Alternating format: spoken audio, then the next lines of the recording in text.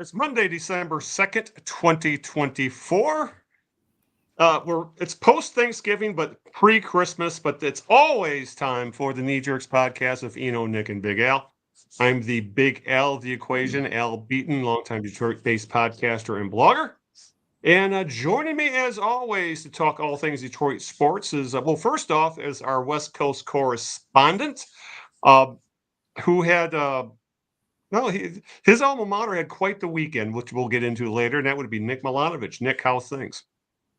Things are going pretty well over here in sunny Seattle, and actually it's sunny. Yeah, it actually is, or it was. So, I mean, it falls dark pretty early here nowadays, probably in the next 30 minutes for sure. So, things are well over here. Awesome. And as always, joining us is our Southeast Michigan correspondent, as I am back in Northern Michigan again in a foot of snow. And that would be Greg Eno of the Greg Eno Substack. Greg, how's things down there? This is one of the rare times of the year where Nick can be 3 hours behind us and it still be dark out where he's at. Yeah. That's the way winter is. I feel like we're living in we get like 5 hours of sunshine a day, and that's if we're lucky, and that's about it. I am Greg Eno from my Substack, gregeno.substack.com. Please subscribe. I will be in your inbox every Monday if you will do that. Today's piece was about Ryan Day and the ice on which he skates is rather thin, I would think, at this juncture. We'll talk about, of course, Michigan, Ohio State later on in the program. But please subscribe to gregeno.substack.com. Follow me on Twitter at Greg Eno. And follow me on Blue Sky. I'm on Blue Sky now. Yes. Yeah, Al, maybe Al in the show notes can put my Blue Sky handle on there. I'm on Blue Sky now. Greg Eno on Blue Sky. And so check me out there. We're having a little bit of fun over there. And we have no guests tonight, guys. We're going to fly with just the trio here.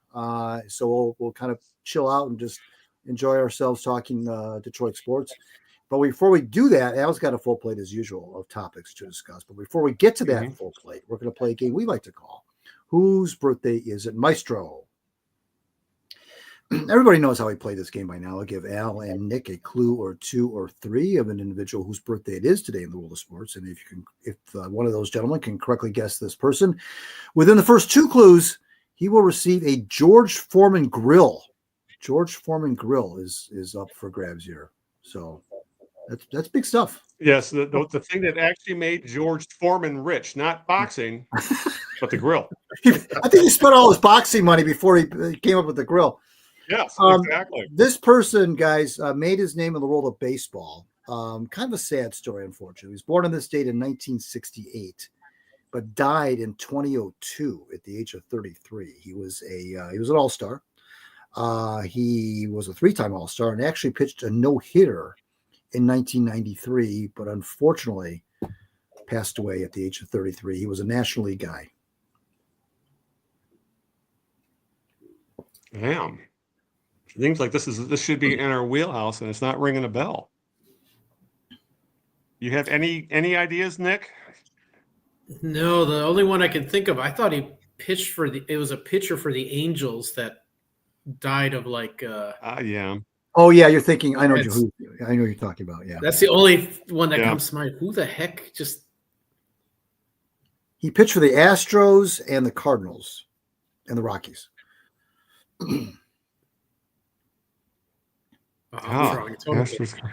Three-time all-star.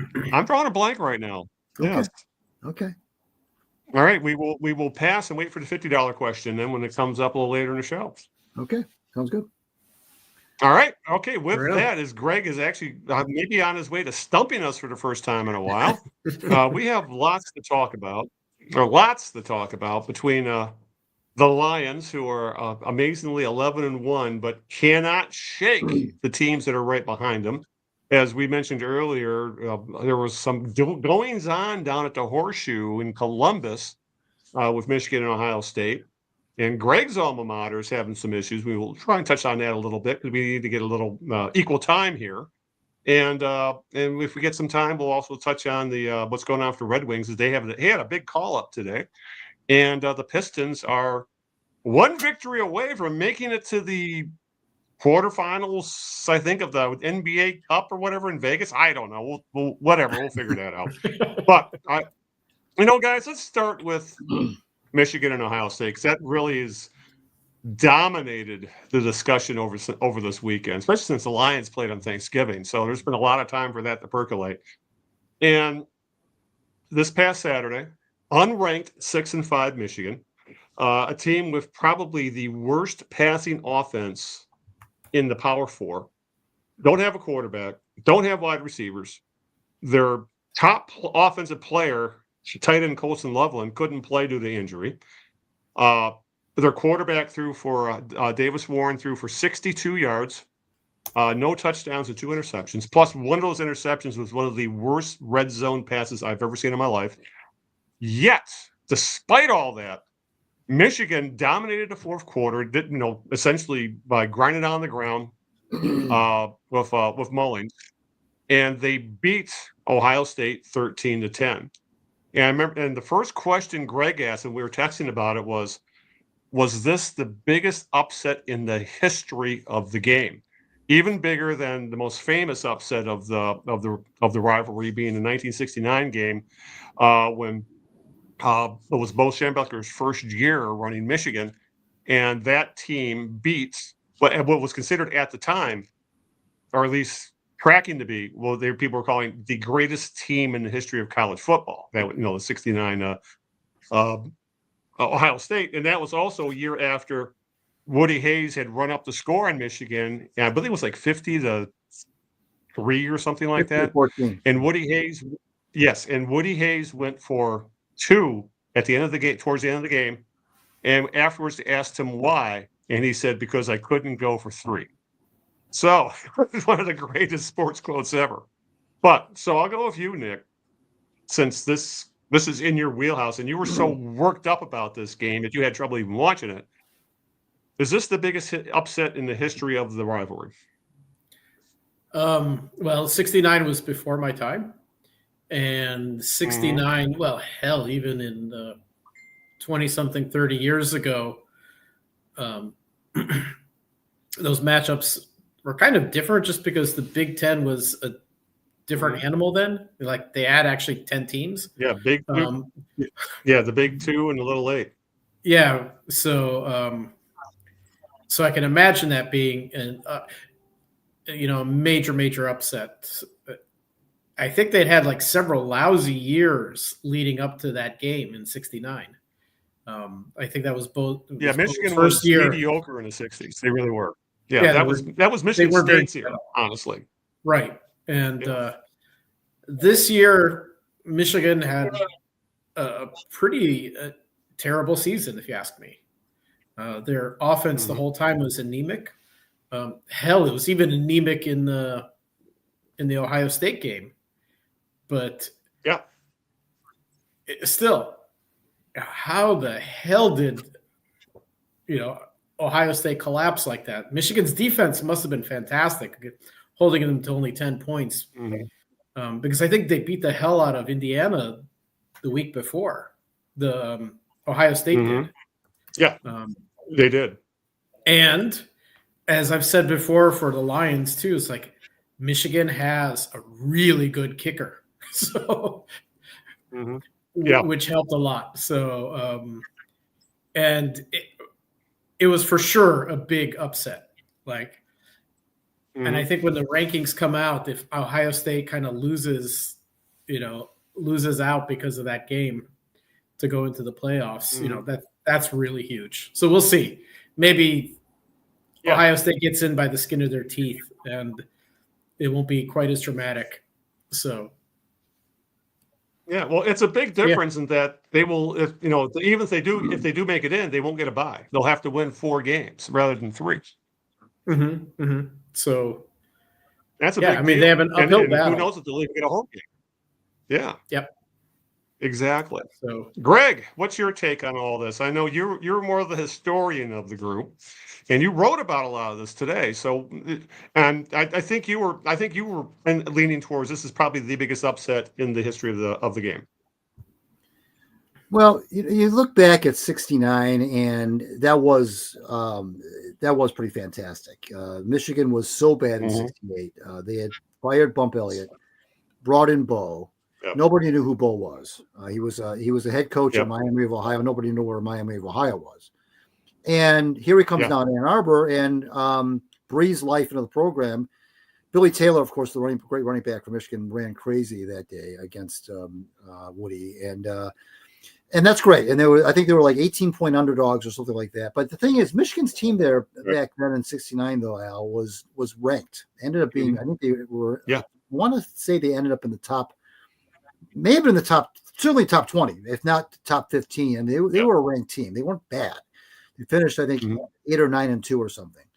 And they lost in the Rose Bowl, of course. But this one, Michigan, just to Nick's point, Michigan just, I think, first of all, I think they were 19.5-point dogs, number one. That's the first thing. Secondly, they look so bad in their 5 losses. Yeah. And frankly, in their 6 wins, they look really bad at some points during those games. Even the games they won, they didn't look very good.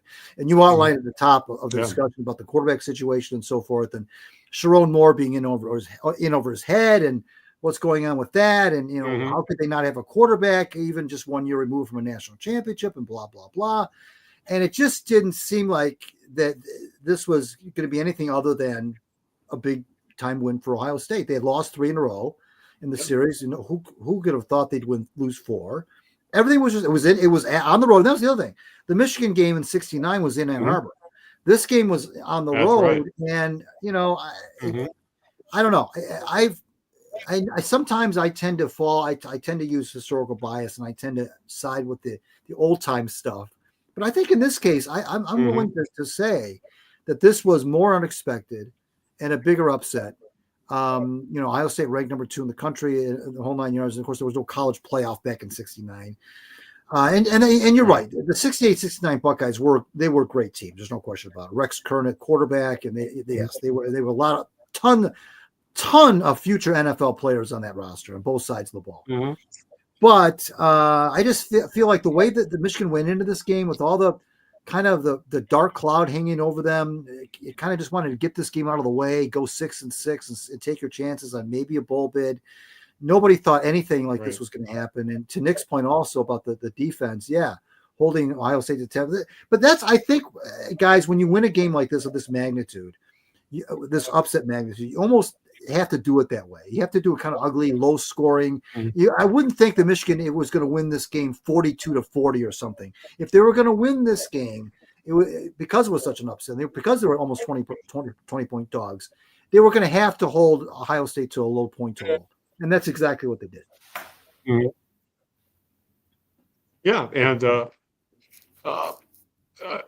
Michigan did what they had to do in that the defense held up, and it's gotten better for the most part over the year. For all the cries of fire Wink Martindale early in the year, he's really turned that defense into a pretty solid unit.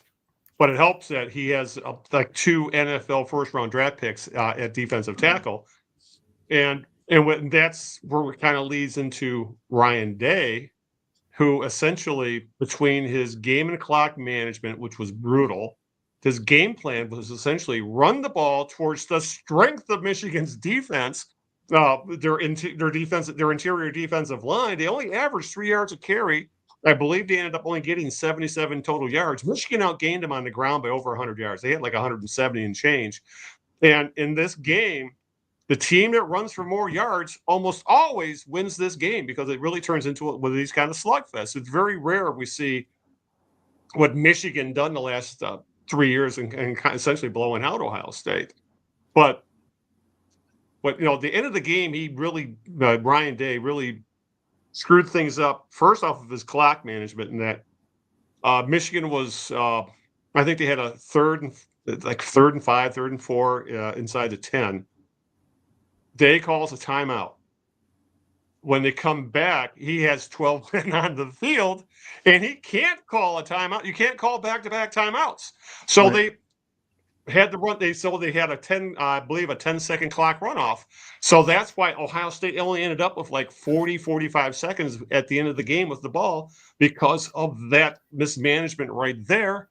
And it really feels like, guys, that when he can beat every team in the Big Ten except Michigan, Nick. I believe he's 1-4 against Michigan, has lost 4 in a row, and then against the rest of the Big Ten, I think he's only lost 1 game. Period. So it's like Michigan has gotten into his head. He gets sucked into playing Michigan's game, which is essentially smash mouth football, despite him having the advantage at quarterback, running back, wide receiver, probably the offensive line. And yet he gets sucked into how Michigan plays, and he comes off looking like a complete doofus. I'm good with that. I see no problem with anything you just said. Mm-hmm. Well, let me ask you this. But I think you're right, though. Yeah. I think you're right, though. It just now it's gotten into his head, probably. And, 4 losses in a row. And this is not like the low profile loss. This is like, yeah.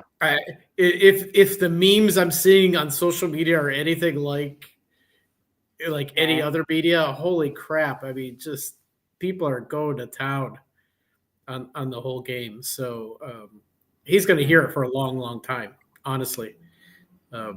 It does remind me, and I have a feeling we're going to bring it up at one point, so let me just go do it. Like the old John Cooper days where he was going in very, very highly ranked, and then just Michigan just put a stake in their heart after like an undefeated season or just like a really fabulous season otherwise. So, and Cooper couldn't shake that monkey off his back. They gave Cooper, and they gave Cooper almost an entire decade. Would you think they would give Day that kind of a leash? The only way they will give him that kind of leash, like I said, today's game is different. If he goes deep into the playoffs every single year, the Michigan game becomes a lot less significant.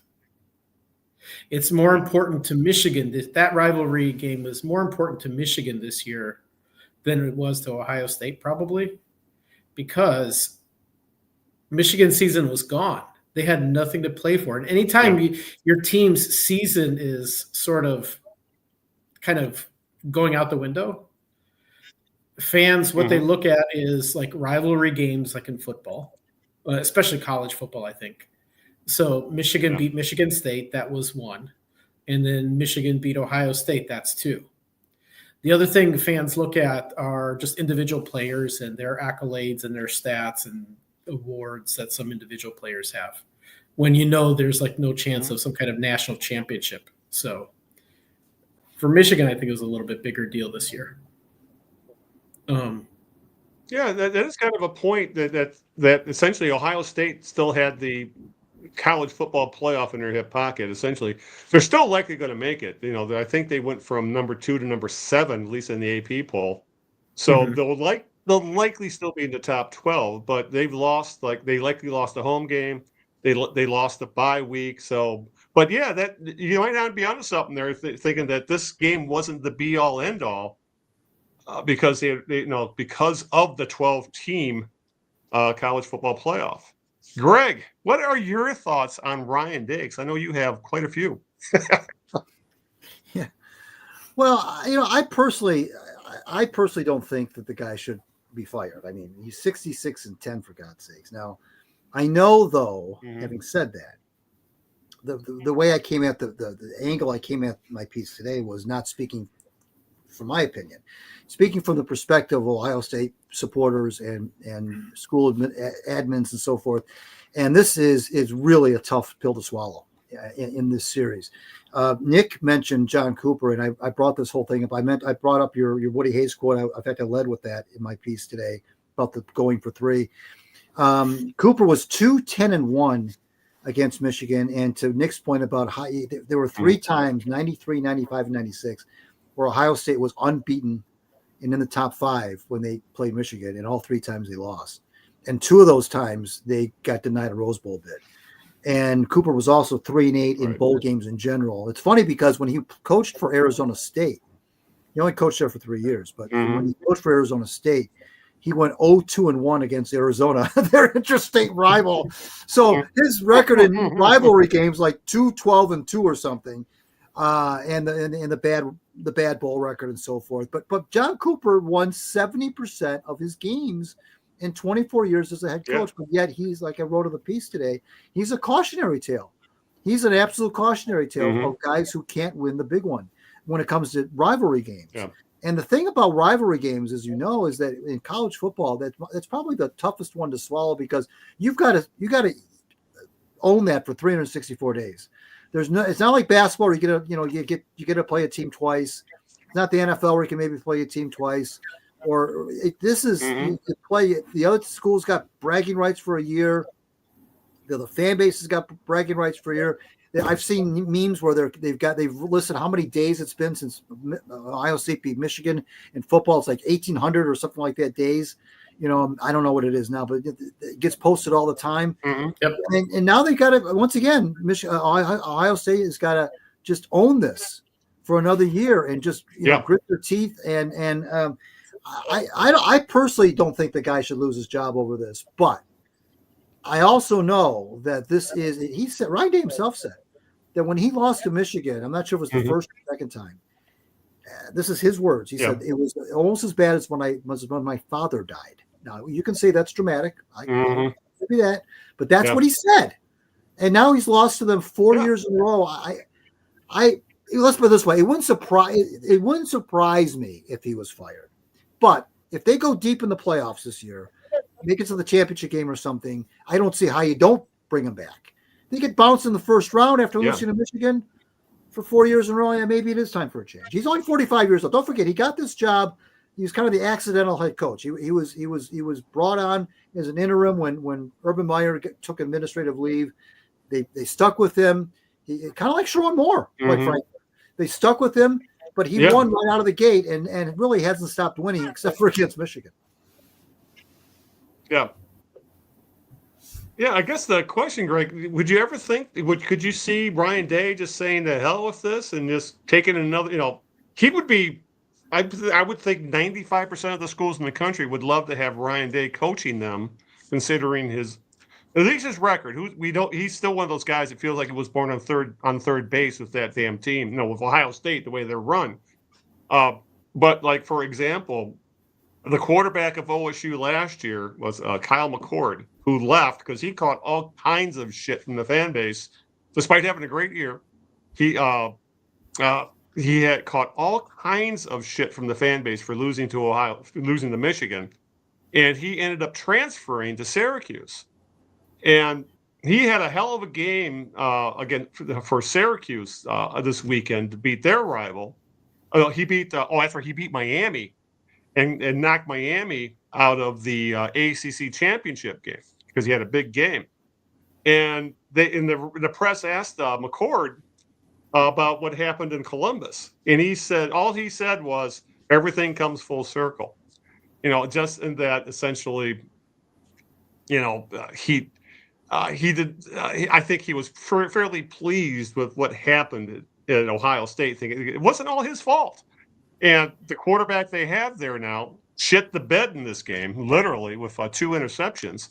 So the pressure at Ohio State is absolutely – it's bad enough at a school like Michigan, but I really do think it's tenfold at a place like Ohio State.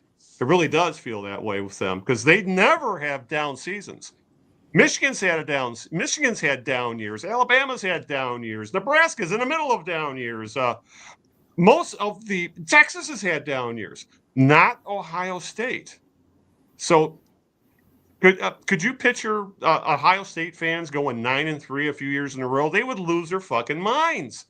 When for most schools, that's like, great, we're going to a great bowl game. So I could see Ryan Day saying, I have enough of this shit.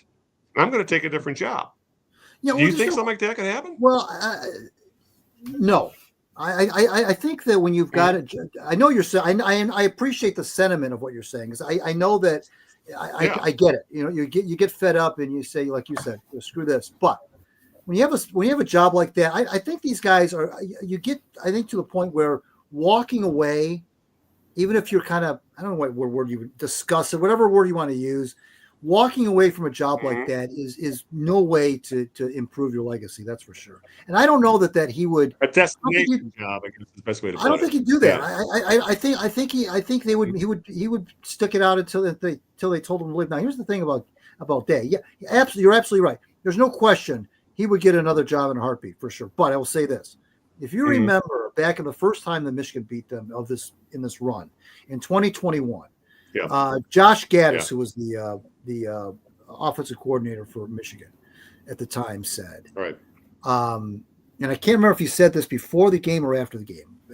He said, "Well, we knew we were going to win because Ohio State is a good team, but they're a finesse team. They're not a tough team." And if you remember, I do remember that. The Ohio State, and Nick knows this, Ohio State, if there's one knock on Ohio State, despite all the success they've had under Day, is that they're soft, both between the ears and on the football field. And if you knock them around a little bit, punch them in the mouth a little bit, they don't respond real well. That's the book on them. Now, part of that's probably anecdotal, and it's hard to quantify. You really can't. There's no real metric for that. But that's kind of been the thing hanging over Day's head, is that when a push comes to shove, his teams get small. And I would suggest that these 4 losses to Michigan, in some of those instances, I think that's come true. I really believe that. Yeah. And I think that Michigan has responded better in these situations than Day's teams have. And I don't mean just merely by the fact that Michigan has won those 4 games. If you look at the way the games have gone, I just think that critique of Ohio State football, which is, I know the Ohio State people don't want to face that, but that is out there. Yeah. That there's something about them that's a little bit soft. And I think that manifested itself on Saturday. Now that you say that. Yeah, Nick, do you buy into the Ryan Day Ohio State is soft and that they can't handle getting smacked in the mouth? I don't know if it's that, but how has Michigan played and how have they won their games in the last few years, and especially during this run with Ohio State? They've gone back to kind of old school run football. And if you want to even call it smash mouth, you may call it smash mouth. And that's kind of a much more brutal sport than airing it out. And so I can see where Ohio State's not set up to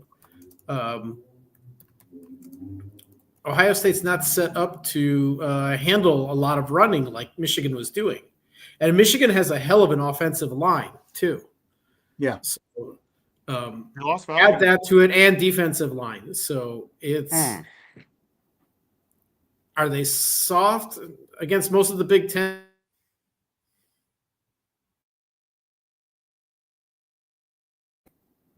Did I just get muted? Okay. How's that? Can you hear anything? Yeah, I can hear you guys just fine.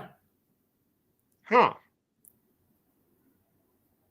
That's odd. Greg, can you hear me? Oh, Greg's muted. I hear you perfectly fine. I don't know how I got muted, but I hear you perfectly fine. Oh, yeah. Okay. I can hear you now. Hey, Nick, can you say something? Sure. What do you want me to say? Yeah, Nick's muted. Nick's muted. I'm not muted. Yeah. That's weird. Yeah, let's see. Remove, add the stage. All right, try it now, Nick. How about now? Or can you hear me now? Now we can hear you. Yes, we can hear you. Oh, that was weird. I love those live glitches. Yes, it was. All right, Nick, go ahead and start over again there if you don't mind. What was I talking about? How soft Ryan Day and Ohio State are, if you buy into that. Well, you saw the meme that I sent you guys, or the several memes I sent you after that game. Michigan's, what I was saying before was Michigan is beating Ohio State, and they're beating them with a ground game. because, I mean, Donovan Edwards just kind of ran all over the place every single year he played against Ohio State. And it's a different type of football than when you air it out and your spread offense and all that other stuff that goes on. So are they soft against like a team that runs heavily like Michigan? Maybe. So I don't know who else runs quite as much as Michigan did. So and relied on it the last few years too. I mean, that was part of their success. Their passing game was it's not that it was good. It worked. It wasn't one of these like really exciting air displays, I guess. So and Michigan's defense is really tough though. Last year especially, and this year too. So obviously Ohio State couldn't handle that. Putting up only 10 points against a 6-5 team. So Michigan's built differently. Built to beat Ohio State. That's for damn sure. Yeah, no kidding. All right, one more. Yes. One thing we do need to bring up about the game is how it ended. Actually, it just seemed to happen around the country on Saturday with road teams who won rivalry games trying to plant flags at midfield, and a fracas, hullabaloo, a melee, whatever you want to call them, take your pick, would break out. Well, apparently this happened. Obviously, if you were watching the game, you saw this happen, and Gus Johnson losing his mind, which was I found kind of ridiculous. But regardless of that, Michigan tried to plant the flag at the midfield. Few Ohio State players lost their freaking minds. Waited, because essentially both teams were split. There was nobody there. Michigan did the flag thing. A bunch of Ohio State players rushed the Michigan players with the flag. All hell broke loose. Cops pepper sprayed players, which I cannot believe. And by the time and this is where Sharon Moore was shown in the middle of everything, trying to break it up. While they cut to Ryan Day, who had that deer in headlights look at, and you could see his mouth move and say, "What happened?" Which may end up being his legacy at this point. And today it was announced both schools are fined $100,000, which is essentially they can find that in the couches in the lounges there, the kind of endowments those schools have. And there was no player suspensions. And this also happened to several games around the country as well.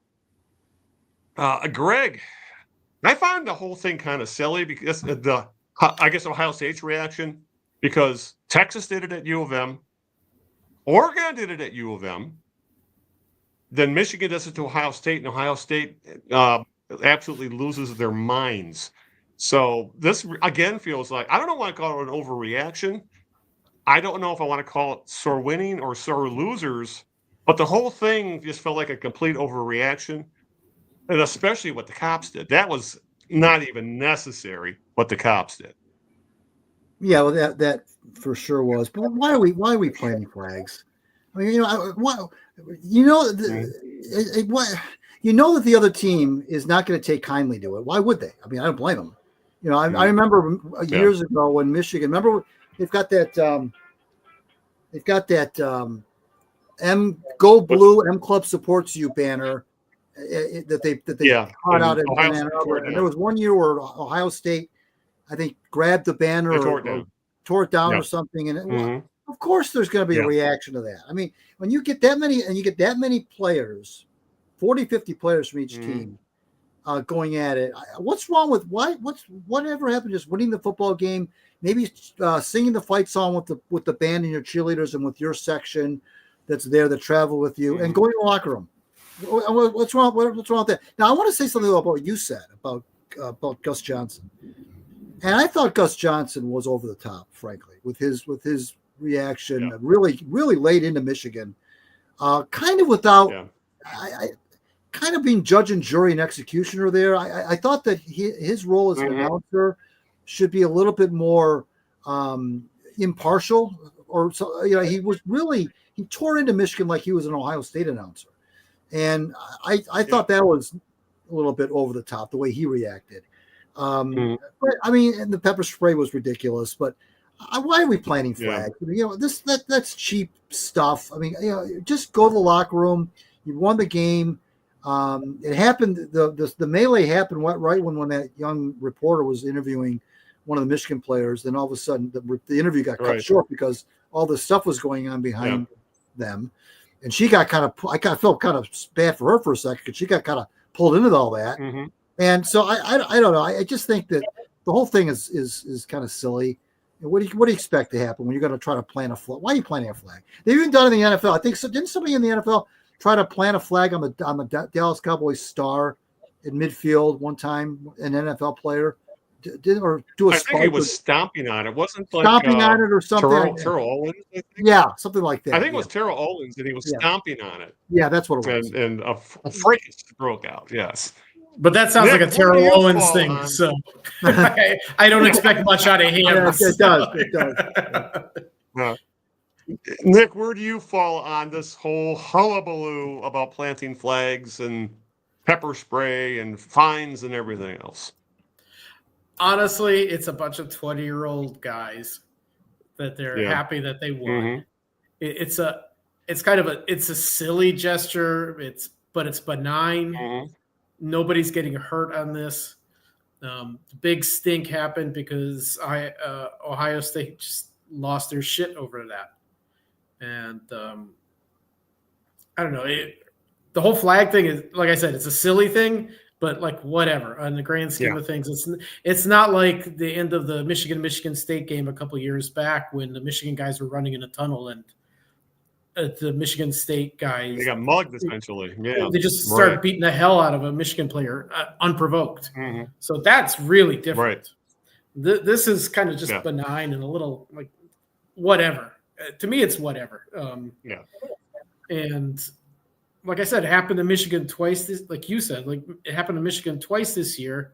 And it was just kind of like water off a duck's back. But maybe that then goes back to answering your other question: is Ohio State soft? Well, if they could lose their shit over this, you know, especially that one Sawyer guy was like losing it. Where are they coming into our house doing this? Like, well, they came into your house and beat your ass, you know, twice since you've been here, and then twice up in Ann Arbor too. So like, you got to be pissed at your own team for not playing a better game. So.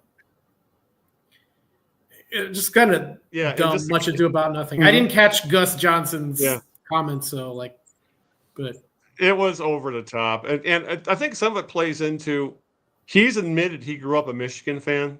He's a Detroiter, and I think he's bending over backwards to be impartial to the point where he's overly partial to Ohio State, that world famous Ohio State bullshit, that kind of thing. So.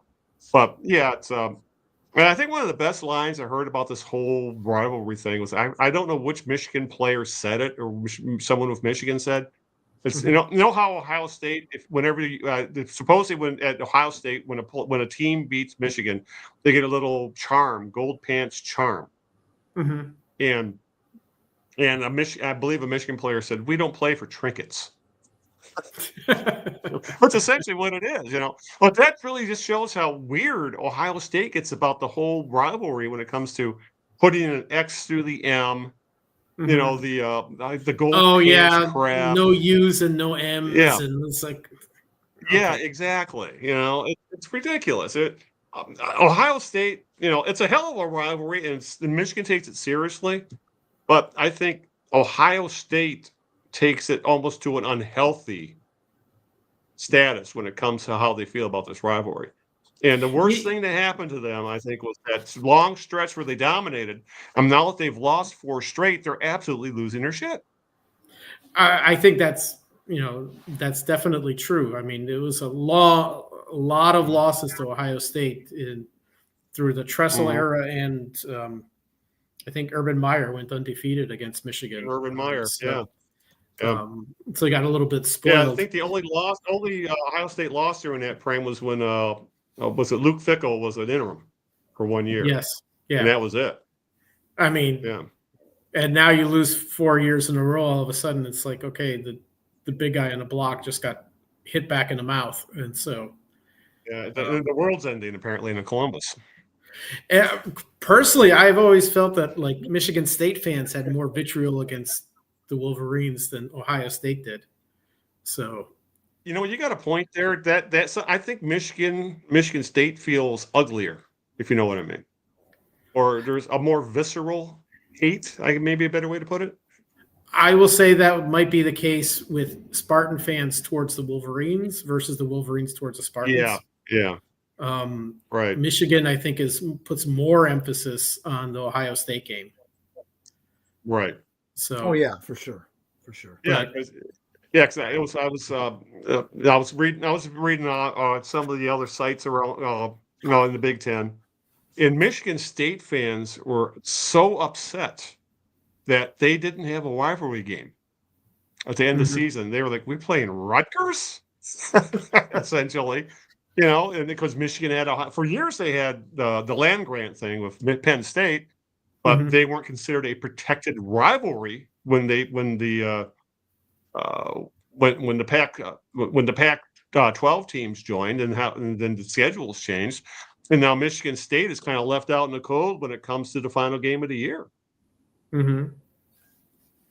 Yeah. And did you happen to see the crowd they had there at Michigan State for the game at Michigan State? 25,000 people. That was up in East Lansing, right? In East Lansing. Was it snowy conditions? And then I read, yeah. Okay. But I don't know if Greg, you're familiar with Graham Crouch, Graham Couch, the Lansing State Journal writer. Yeah. Did you happen to see his column where he blamed the fans? He said part of the reasons Michigan State is struggling is because the fans don't show up. Oh, okay. It's like, I'm thinking, why would you show up to what Michigan State's been the last few years? I don't blame, especially in bad weather against Rutgers. Why would you show up to that game? No, Couch he's off his rocker half the time. He's got some really weird takes. Yeah. Really weird takes. Yeah. And I didn't read that one, but that's pretty bad. You didn't miss much. He ranks up there with Carlos when it comes to his weird takes, to say the very least. But oh God, yeah. But Carlos Monterez, Memorial Jerk of the Week, yeah. One more thing about Michigan before we wrap it up. This is more of a big picture thing because how much college sports have changed, guys. And it's been a great couple of weeks for Sharon Moore. After all the struggle of the year and, trying to fill Jim Harbaugh's very, very large shoes. One of the biggest stories in college football over the past few weeks has been Michigan's chase of Bryce Underwood, the 5-star quarterback from Belleville, literally right down the road from Ann Arbor, who was considered a generational talent. Comparisons have included Trevor Lawrence and Vince Young. I mean, who were the greatest college quarterbacks ever. And this past week, the week before the Ohio State game, Michigan flipped he had committed to LSU. Michigan flipped it. He is now verbally committed and will sign a letter of intent to go to Michigan. And a big part of that, guys, is reportedly Michigan offered Underwood anywhere from $10.5 million to $12 million in NIL dollars, name, image, and likeness money. More than double what LSU had been offering. So I think more than just Michigan getting a reportedly generational quarterback, something they desperately needed after having J.J. McCarthy, Michigan has jumped headfirst into the Wild West that is NIL. And I think Nick has something to say, probably has something to say about this, especially how Michigan tended to be holier than thou when it came to using their quote unquote money cannon when it comes to recruiting players. Because under Harbaugh, they tended to use NIL money as an enticement for players to stay. Now Michigan is going into the high school recruits and giving the kid NFL money, essentially, to play for them for at least 3 years. So, Nick, what is your thoughts on Michigan suddenly becoming a player in the NIL sweepstakes and nailing essentially the number one recruit in the nation this year because of it. It kind of doesn't surprise me at all. Yeah. And all it takes is one lousy season like they had this year to flip their policies. So, and I think you're going to see more of this to come. I think it's while I like the fact that players get compensated for their likeness versus the schools taking it all from them. I think it's going to get. I think just the situation in general is going to get uglier. So, Michigan is just doing what every other school is doing. Hell, I think Ohio State's quarterback, they got him in a transfer. I forget, out of Kansas State or somewhere, and there was a lot of NIL money going to him. So reportedly Ohio State had used over $20 million in NIL money to get transfers in this past year in their attempt to win a national title. I mean, I think that's the wave of the future, to be honest. Yeah. I think the floodgates are open, and so yeah. Am I excited about a high school quarterback? I don't know what to say. I never know what to say about these highly ranked high school kids. Right. So we'll see when they get on the field. Right. Greg, you tend to be a traditionalist about a lot of this stuff, but where do you fall on what Michigan has done in NIL in general? Well, I don't like, I liked the notion of NIL. I like the spirit of finally getting these kids some compensation for all the money that they bring into the schools. But to me now it's so untoward. When you talk about this, the way you're talking right now, it's not your fault. But I mean, the way you're presenting this is like they're signing a free agent. And whatever happened to good old fashioned recruiting, going into a kid's living room and talking to the parents. And I know that's quaint, and you're right. I'm an old traditionalist guy when it comes to a lot of this stuff. I just think it's so untoward to just basically buy players at the college level. And that's what these teams are doing. The schools are doing. They're buying players. And I know that's the way of the world, and it's not going to change. And I'm glad that these players are getting some compensation, but it's like it's one of those things. Be careful what you wish for, because I don't like the notion of doing this. Quite frankly, I just don't like it. There's something smelly about it. I just don't like it. I wish kids would just go to schools back like they used to do, because they like the coach, they like the campus. Yeah, there's if there's a chance to win, great. That's even better. But to just throw money at a kid and to promise them, like you said, 10 or 12 million bucks or whatever, to an 18-year-old kid is, as we speak, is still in high school, is just, I don't know. The whole thing just makes me squirm. It's kind of like the whole betting thing. The whole gambling apps, and that's slimy to me. Whenever there's a lot of money to be made, money's always going to win out. I know that. It's you forget anything else, but it just, I don't know. I get a bad taste when I hear things like, "Oh, we're going to promise them $12 million." And the other thing that Michigan did, though, to get the kid to Underwood kid, was they brought in Tom Brady. They had the kid talk to Tom Brady. They had some sort of private Zoom conversation or whatever, and Brady, put on the full court press, and that's pretty powerful stuff too. Yeah, and apparently a lot of the money came from Larry Ellison of Oracle, of all people. I mean, they brought in some heavy hitters with this kid. Yeah, his wife is a Michigan alum. Yeah, I think that's where it came from.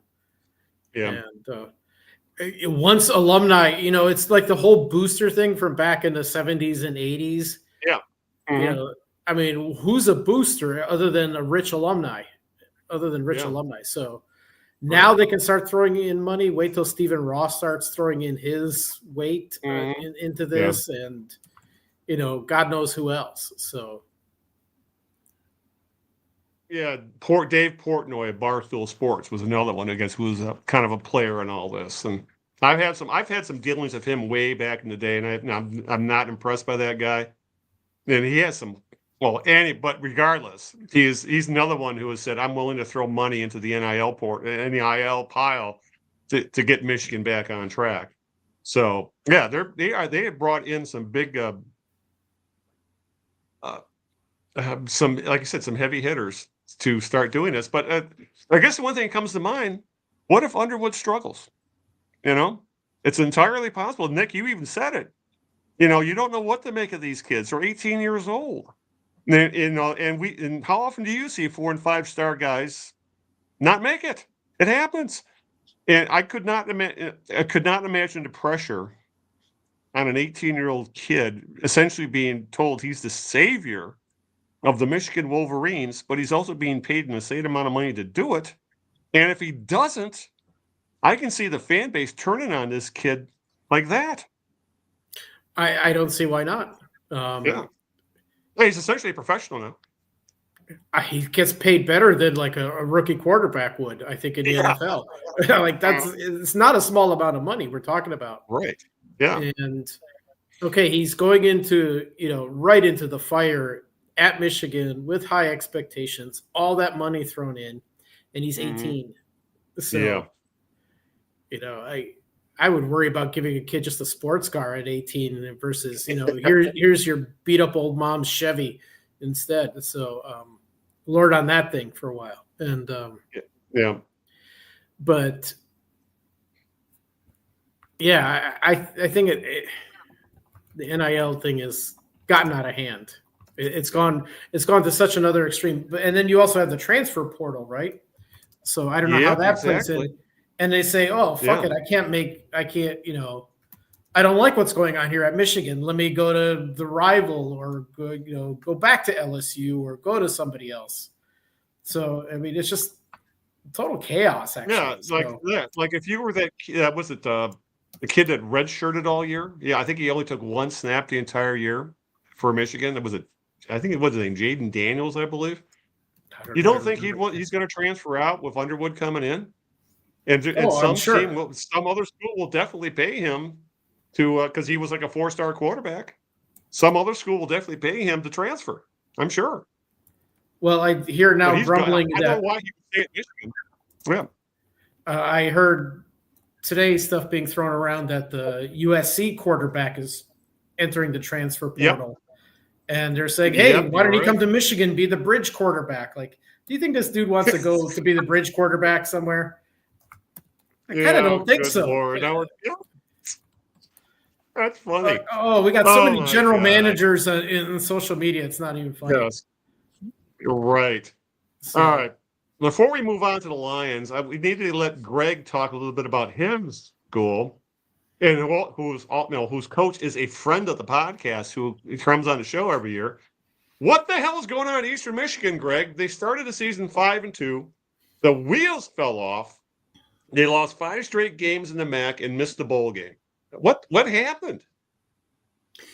Well, we're going to ask that question of Coach Greg. We're going to get Coach Greg on the show probably in January, like we usually do. We'll ask him that question from his perspective. I suspect what he's going to tell us is that they just didn't execute. They was a very poorly executed. The execution in these games was poor. They did not have the offense that they usually have at Eastern with the run the ball down your throat type of offense and the quarterback who can bail you out of trouble. They were lacking in that area. But you're right. They started 5-2. Things looked really good, and they had some real stinkers in the middle of the season. Many of them at home, and lost to some teams they had no business losing to. And maybe in the long run, maybe they did deserve to lose them because they weren't very good either, as it turns out. So 5-7. That's 2 years in a row now without a bowl game. Last year was a big fall off from the 22 team that won the Potato Bowl.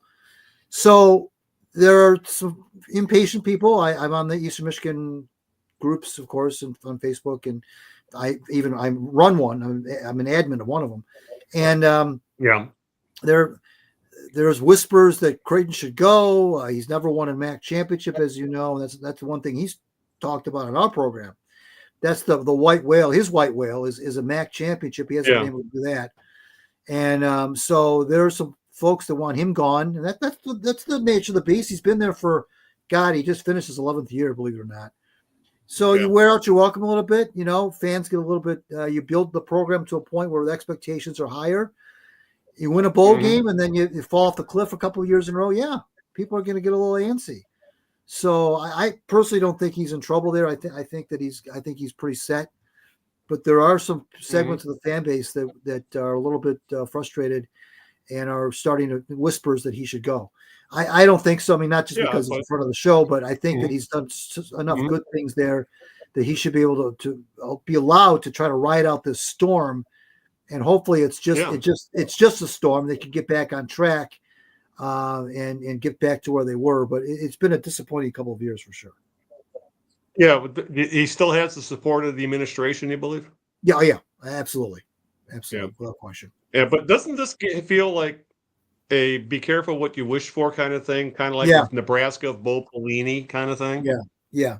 Well, for sure. I mean, it's Eastern for Christ. It's Eastern, Winning seasons are almost the damn ceiling at Eastern Michigan. A winning season. But you know what? In a weird way, people calling for his job is almost a compliment because that shows you where they've been in the past, and now what the expectations are. In the past, you lost. In the past, who cares if you were 5-7? That was commonplace. But now 5-7 is considered a bad year at Eastern now. And no longer considered, we were tough. We were in a lot of these games, and a break here or there, we could be 7-5. No, 5-7 is not acceptable right now. So that's good, I guess. I guess that's good in a way. The expectations have been raised, as you know, when he joined the program in 2014 after the Ron English debacle. That program was moribund. I mean, absolutely moribund. I think he won one game his first year, 2 games his second year, and then things started to turn. They started to go to bowl games. Finally won a bowl game. Lost a couple of real heartbreaking bowl games, especially to Pittsburgh, to that kid who's in the NFL now. I can't remember his name, that quarterback. Malik Willis.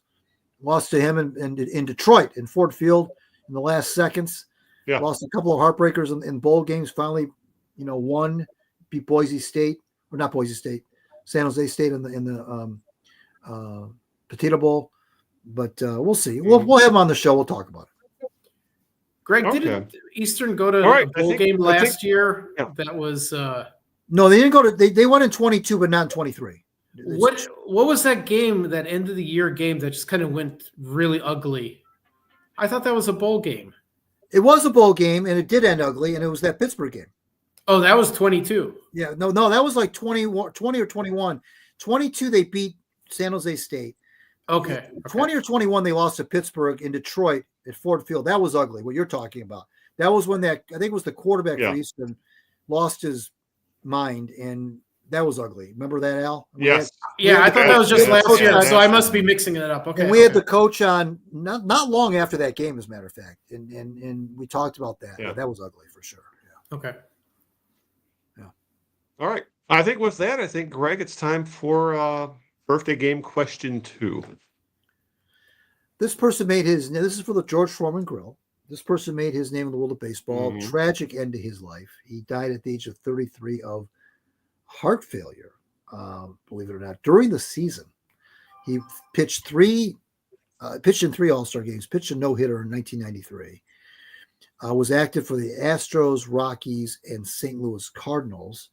I guess I can tell you that his last name rhymes with file.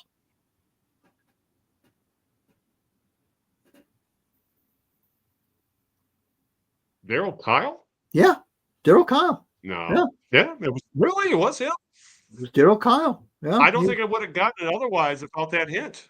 Yeah, he was didn't show up for a game in Chicago, and they went to his hotel room and he was dead. Heart attack. He was 33 years old. Enlarged heart. Arteries were 90% blocked. I mean, holy crap. Yeah. His father died at age 44 of heart disease. He died at 33 of heart disease, and totally took everybody by surprise, obviously. And he was in the prime. He was like I say, 3 All-Star games, a no-hitter, and was still a pretty good pitcher when he passed away. So that was a sad one, but you get the George Foreman Grill. How about that? Right, I'll put it in the warehouse with all my other trinkets I've gotten over the past That's right. 15 years. That's right. All the stuff you've transferred from Eno's 'cause basement to I'm yours, racking right? Yeah. No, because I'm sitting there racking. I'm thinking, no, J.R. Richard. No, he had a stroke. Yeah. Or the Miami Marlins pitcher who got in the boat accident, or there was the Indians pitchers who got in a boat accident. Yeah. It's like, and if you hadn't given that sounds like hint, I don't think I would have forgotten all. I've forgotten all about that. He wasn't a house. It's funny because he wasn't despite all that success, he wasn't really a household name. He wasn't really, even though he made all those all-star teams and pitched the no-hitter, he just wasn't one of the guys that you thought of, as being a great pitcher at that time. But he was very good. I don't think I've ever heard of him. Well. So there you go. I was in college at the time. I was too busy with you had other priorities. So.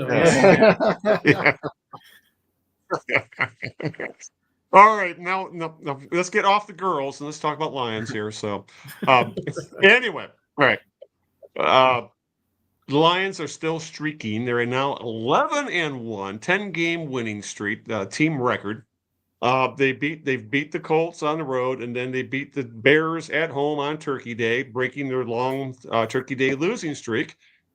But this is what keeps coming up. I know, and we were texting about this over this past few days, is the fact that as well as the Lions are playing and they're winning despite the injuries, which we will get into a little bit, the closest competition refuse to lose. It's absolutely nuts. The Vikings and Eagles are 10-2.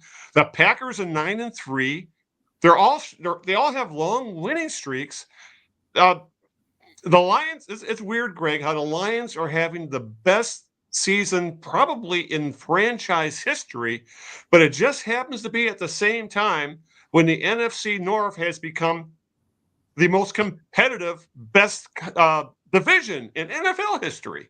And it is so frustrating to see an 11-1 team is one loss away from dropping to maybe from first to fifth, in the pecking order for the playoffs. Yeah, it is. It's absolutely mind-boggling. Yeah, these teams just won't lose, the other teams. And maybe they're saying the same thing about the Lions. I don't know. But the Vikings are pulling these games out of the hat. They did it against the Cardinals the other day where they didn't lead until the very end of the game. And, Kyler Murray threw the interception at the end. And, they're winning. Their point differential, and I texted you guys, the Vikings' point differential is nothing to write home about. It really isn't in 12 games. Right. But here they are, 10-2, and here the Eagles are 10-2, and breathing right down the Lions' neck, and it is. But you know what? That's that. Hey, that's the NFL. You got to keep winning. Sooner, I keep thinking that sooner or later one of these teams is going to lose. I thought maybe was it the Eagles that went to Baltimore, and I thought maybe they might have trouble with the Ravens. Yeah, but damned if they didn't. Yeah, they beat the Ravens yesterday. Yeah. So, like I told you guys yesterday, the Eagles have got a cakewalk schedule. They've got 4 out of the 5 games. Yes, they do. At home. They've got the Cowboys. They've got the Falcons. They've got the I want to say they've got the Panthers, maybe, which makes that sounds right. Stomach. Yeah, and the Steelers. Yeah, and the Steelers, and then I think the only road game is at Seattle, which could be a tough one. But they can basically just throw their jerseys on the field and win probably 3 of those games, and 4 of them are at home. I don't know who gets 4 out of 5 to finish the year at home. I don't know how that happens, but it did. It is, and but the Lions have the Vikings and the Packers at home. And the Bills, they're all at home, so that's good. Yeah. But you're right, Al. I mean, the stakes right now, it's not bragging rights. This is important. It's important to get that first round bye. They're the only team that gets the first round bye, of course, is the top seed. It's important to get that because the Lions are so banged up right now. A lot of times you might think, we just as soon play. We don't want to have a bye week. We just as soon play. Well, in this case, I don't think a bye week would be a bad thing. Let some of these guys heal up a little bit more. After 17 games, I know you've already had a bye week in there, but after 17 games, I don't think a bye week is bad. Period. I don't care how much you want to play. I think to just take a week off, let everybody kind of, get a little bit healthier, rest their bones a little bit. You're not going to lose any momentum. You're not taking 1 week off isn't going to be the end of the world. So I think that's why this is so important. These are real stakes at stake, not just, we're number one and we get a little prize for being number one. No, you get home field, you get a bye. Nobody wants to go on the road, as the Lions found out last year. Nobody wants to go on the road to play an NFC championship game if they can help it. You definitely don't want to go to Philly if you can help that, and to play for the NFC championship game. So there's a lot going on here. These games mean something to everyone, to the Eagles and to the Vikings and the Lions and the Packers. Yeah, and you would think, Greg, that an 11-1 team would be in position to even take the last week of the regular season off, essentially play, rest all your starters. Then you have the bye week, and then essentially you have 2 weeks to refresh your core. And it's starting to look like, Greg, that the Lions are going to have to play their hearts out all the way to the end of the season at this point. Yeah, for sure. Absolutely. I like I told you yesterday, I think that that last game against Minnesota, which will probably be flexed to it's not going to be 1 o'clock on Sunday, I can tell you that. That game is probably going to mean, going to decide the NFC North champion and the number 1 seed in one game. And that's going to be the game of the year, really, in a way. But I really believe that. I think both teams will go. I feel like both teams will go into that game 13-3, and whoever wins that game is going to win is going to get reap all those benefits. But I don't know. I mean, on the one hand, you look at the schedule, you say, well, geez, where are the Lions going to lose 2 more games? Well, Buffalo, maybe the Packers, maybe the Vikings. I don't know. But they go to San Francisco, they go to Chicago. If they weren't so beat up defensively, I would say this is going to be, they should go 15-2 or 16-1. But with their defense as hurt as they are, it gives me pause, quite frankly. So we'll see. Yeah. Nick, are you waiting for the other shoe to drop with the Lions, or do you think they can actually fight through all these injuries and the schedule and actually get that top seed? I'm kind of in agreement with Greg. I think because the Lions are getting pretty banged up, especially on defense, they're going to have a harder time handling Buffalo's defense. Yeah. Are they going to have a tougher time with Minnesota's? I don't know. I think Buffalo's is going to be the toughest one they still have left to play, but heck, they didn't have, that great of a time against Chicago too. And who knows what this interim coach is going to be like compared to the current coach. It may want to be one of these like end of year stretches where all of a sudden the Bears just play well for a few games. So, and I'm only saying that because, like I said, Lions have a lot of injuries, especially on defense. Catching up. That might catch up with them because they got pretty banged up on Thanksgiving Day against the Bears. Same thing happened against the Colts. That's like 2 games in a row like that. Yeah. On top of like what just been happening generally in the season. So I think more than anything, like if they don't get just decimated by injuries, they have a good chance. But I think they're going to be fighting through the rest of the season. And the NFC North is really, really good. I just looked. Even the Chicago Bears have a positive point differential against opponents. Yeah. I mean, it's only 1 point, but literally it's positive. Yeah.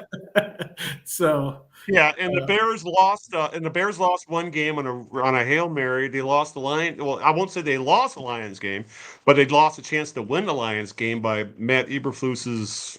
Well, we'll talk about what the hell happened at the end of that game. Yeah, bad management essentially. And you're right. The Bears could easily be an above 500 team as well. I think in another division they probably are. So. Yeah, but the injuries are really getting terrifying at this point. The number, essentially, who's left? They've lost all depth at defensive end. They've lost all depth at linebacker. I mean, only guy they have left at linebacker is Jack Campbell. Almost every other linebacker they had rotational linebacker, starter rotational guy is on the IR or off injured or whatever. They might get they should get Anzalone back for the playoffs, but like Malcolm Rodriguez out for the year, Derek Barnes out for the year.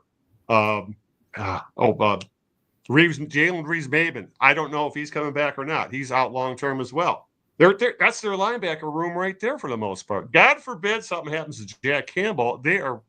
But yeah, that's become extremely frustrating to see what's happened with this, and it's just a fluky thing. It really is, and it says volumes, Greg, about the job that Dan Campbell's done with this team. That despite all the injuries, they're still winning games, and for the most part, they're still winning games relatively easily. The Bears game wasn't, for example, really wasn't, but till then, they've been winning games by more than one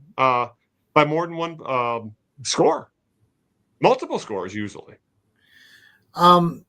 There seems to be some sort of a thing with the Lions that it doesn't really matter who they lose. The next guy that comes in there, and even if he's just some practice squad guy, plays okay. I mean, I don't know how sustainable that is. I don't know how much of this is Aaron Glenn is scheming his ass off. I don't know. Yeah. The secondary has played very well for the most part. I thought that pass interference penalty at the end of that Bears game was a joke, quite frankly. Vildor. But they picked on Vildor a little bit in Indianapolis. I get it. I would have done the same thing. Yeah, but he played better against the Bears. He really did. He did. But these guys that come in, that step in, like Muhammad and some of these are just practice squad players. I don't know where the Lions he had 2 sacks, I believe, against the Bears. Yeah, I don't know where the Lions keep bringing getting these players from. But they just signed Jamal Adams, the safety from the old Seahawks safety. They signed him the other day. It sounds like they plan on using him kind of as a hybrid linebacker. Yeah, more than anything else. So it's really kind of fascinating. But when you go up against the Josh Allen and the Bills with a thin defense, I don't know how that's going to go. But the good news is they do win a lot of road games too. So if they do have to play a couple of playoff games on the road, which I don't think they'll have to play maybe more than one, which might be the championship game on the road, which stinks. But I think they'll be okay. I mean, but I don't relish that. But they've got this, it's NFL talk to say next man up. Well, the Lions so far, these guys they bring in to fill in the gaps have done an admirable job, but I don't know how long you can keep doing that. Right, exactly. I'm with you there. Also, we really do need to talk about what happened on Thanksgiving with what happened with the Bears, and it was one of the more bizarre endings to a game, more bizarre ending than the Michigan game, for example. And as much as Ryan Day badly mismanaged that game, Matt Eberflus absolutely. Well, he got fired for it, essentially. That was the last straw. He was probably going to get fired at the end of the year anyway. And I don't think and apparently there was a damn near uprising in the locker room after the game to how that game got mismanaged. But essentially what happened was probably quite possibly the worst clock management you've ever seen in a football game. And just to refresh everybody, Caleb Williams threw a 3rd and long incomplete pass as time expired from the Detroit 41. This is after he had been sacked with 36 seconds left. Plus, they had a timeout. Yet, they couldn't get a play call in time. They didn't call the timeout. And by the time he snapped the ball, there was maybe 7 seconds left on the clock. And when the ball hit the turf, game over. And I was watching that game, and I literally burst out loud laughing, thinking, I don't know if I was laughing out of confusion or if I was laughing out of being happy, or I don't know, but it was the strangest end of game I've ever seen, where they didn't use the timeout. Apparently, Caleb Williams after the game said, "Well, I changed the play because they didn't get the play in on time." And just like Ryan Day, Eberflus kind of looked like a guy in a deer in headlights, so to speak, But it was the damn. It's not like they might have won the game or not. But they blew a chance to tie it, because if they could have completed a pass for 10 yards or in field goal range, they could have sent the game to overtime. But Nick, I've never seen a game end like that. I've never seen essentially you could have run 3 or 4 plays with as much time as they had left, and they could only run one. That is the damnedest thing I've ever seen in my life. That's a lot of time at the end of a game just for one lousy play. You're right. You know what is like somewhere like between 5 and 8 seconds per play at the end of the game like that, especially if you're throwing it to the sideline and the guy steps out and so you should be able to. And the timeout. Yeah, so easily 3, 4, maybe even 5 plays in that time if you do it right. Yeah. But no, that was an absolute disaster. Who was coaching that? Like Chris Webber and him in his timeouts. So, I don't know. That was pretty. I mean, it's also the sign of a bad team, and we've kind of joked about this. Are the Bears the new same old Lions? That's what a bad team ends up doing. So. No wonder they're kind of in the situation they're in. So, and I think the week before the Bears were playing, I think they tied it up late, and then they went into overtime. I forget against who, but Minnesota. Oh, it was against Minnesota, and then Minnesota fell apart in the overtime. It's like you guys just clawed your way back, and it was pretty impressive. And then now you just kind of shit the bed in overtime. Yeah, they got the ball. I'm sure after that game, I think it was another game where Greg sent a text, fucking Vikings, essentially. That could be like every game the Vikings I've been sending a lot of those texts lately. But, the Bears, you're right, Nick. The Bears started that over. They did. They got 10 points in a hurry to put it into overtime. They recovered an onside kick. Yes, which doesn't happen, right? They got the ball to start overtime, and Williams inexplicably took a sack that killed that drive. They had to punt the ball away, of course, and then the Vikings drove right down the field and got the game-winning field goal. But yeah, Al's right. This is what 4 and 8 teams do. I watched that like you guys did, just absolutely dumbfounded. The Bears, to put this in perspective, they had 1st and 10 of the 25 with the chance to not only tie the game but win the game really in regulation. They had a timeout in their pocket. They had time on the clock. They could have won that game in regulation. Really, I mean, they could have done it. And they went from 1st and 10 at the 25 to way back behind midfield. And the other thing too, Al, that no one's really talking about, that sack that you're talking about. There was a sack. It was 2nd and 20. Then and Z got a sack because the right tackle just didn't know the ball was even snapped. Yeah, that's Z right. That's right past him and sacked. He said he didn't hear it. Yeah, that made it 3rd 27. That was the last play they ran before the bomb at the end. Pass. So 3rd 26 with about 32 seconds left, I think, when Caleb was sacked. And I don't, and the thing is about Eberflus, and I don't follow the Bears obviously as closely as I follow the Lions, but I do know that I've been on Bears Reddit all season. And they have been after Eberflus since day one this year to be fired. I mean, from day one, even when they were 4 and 2. And they were saying that I guess what's going on with him, with Eberflus, is that he never takes responsibility.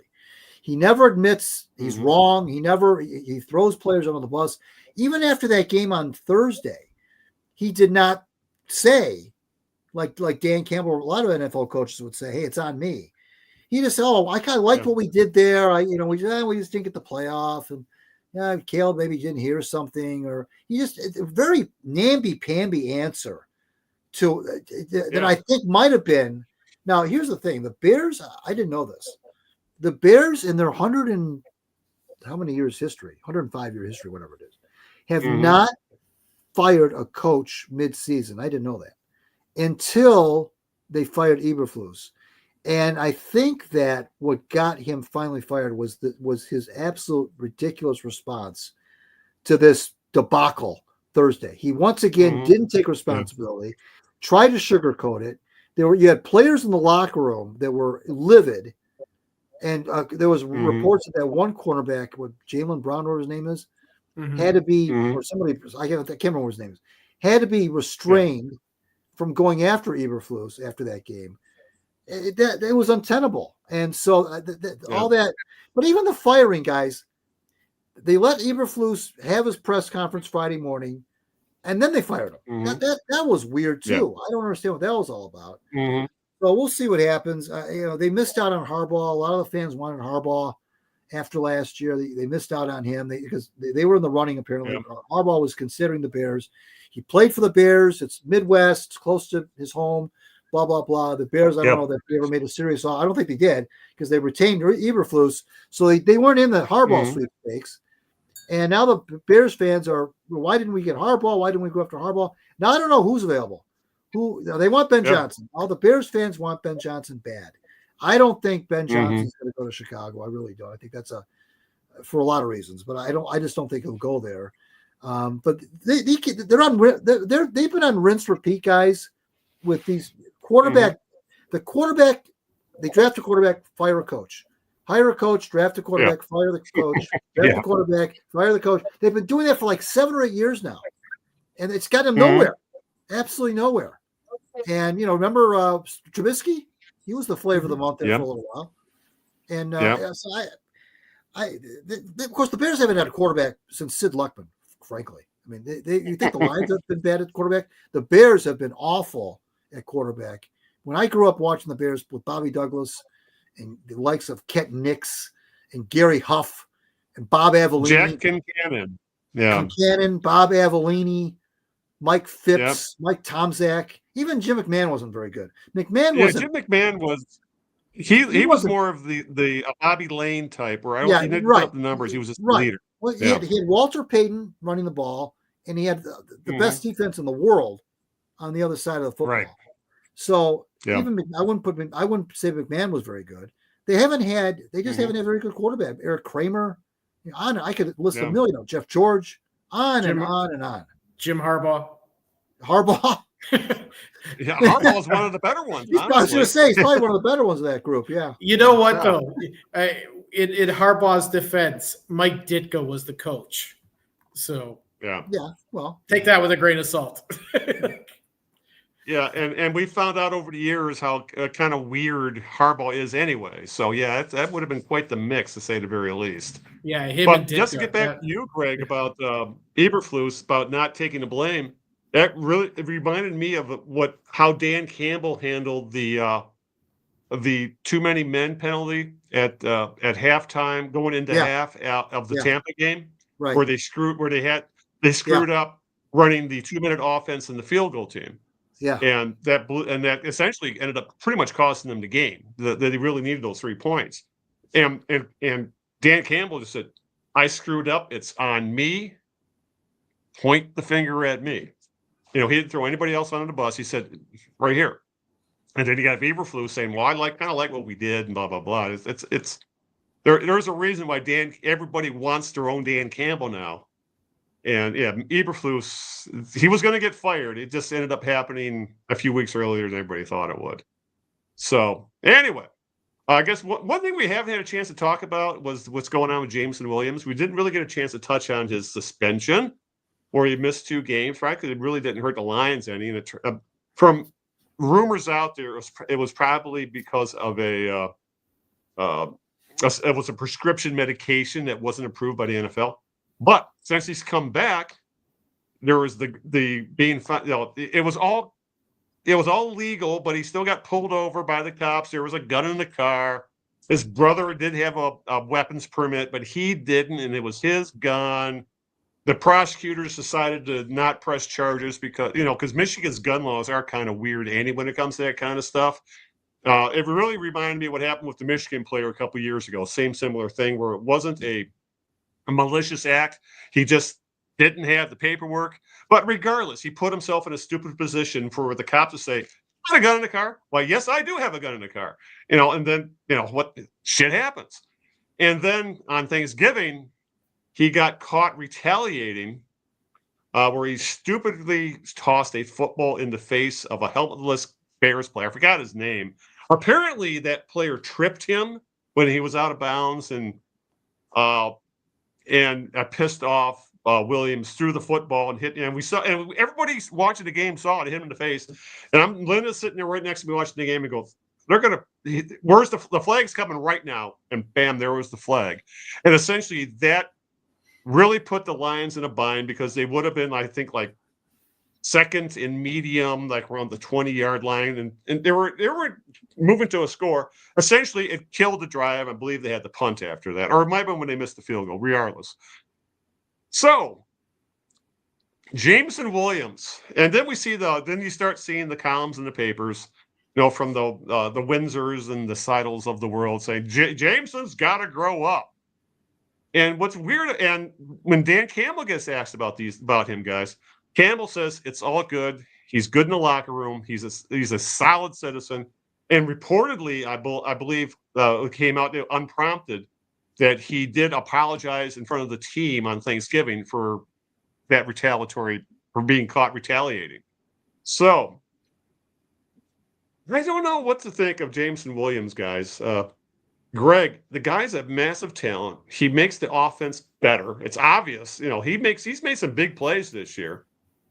But there's always seems to be, you're waiting for the other shoe to drop with him. Like, what's going to happen next with this guy? And the thing is, these things aren't malicious. They're just dumb, if you know what I'm saying. Yeah, he's really got the fan base frustrated, this kid, because like you said, he's just on the peripheral of doing these illegal, really bad illegal stuff, but it's not really that bad. It's kind of like technicality bad, and I didn't know the rules. So I wasn't really, I had no ill intent, and he's always got plausible deniability in these things. I didn't know this, I didn't know that. Right. And the stuff that he's doing is bad enough to get suspended, but not bad enough to end your career. And it's really annoying people. It really is, because and like you said, it is. Now the football thing, the other day in the Bears game, tossing the football, hitting that guy right in the face. And if you saw on the sidelines after that, he got taken out of the game. When he saw on the sidelines, wide receivers coach Randall L. was all over him. Yes, it's like a parent. But the thing I've gotten it from my dad before. No, I know, but I don't think you've gone after your dad like Williams went after Randall L. They were jawing. Right. And I didn't. As far as I'm concerned, there's no jawing to be done if you're Williams in that case. Williams was clearly trying to plead his case to Randall L. And Randall L. he wasn't having it. Right. But there should have been any back and forth there at all. It should have been Randall L. There's been one person talking in that discussion. It was Randall L. But Williams was yapping as well, which I didn't like, because he was clearly in the wrong, and it cost. Bates misses the field goal. That didn't help. Not that it was out of Bates's range, but that penalty just sets you back and it kills momentum. That drive was going. It killed the drive. Yeah. The drive was going pretty well. They needed to put the Bears away at that point. They really did. The Bears were getting a little bit too close for comfort there. And I mean, so he's doing that kind of stuff, and it's everybody likes him. It's not that they don't like the guy. It's not like he's just doing these things that you just hope he's getting it all out of his system in 1 year, and then we'll never hear about this kind of stuff again.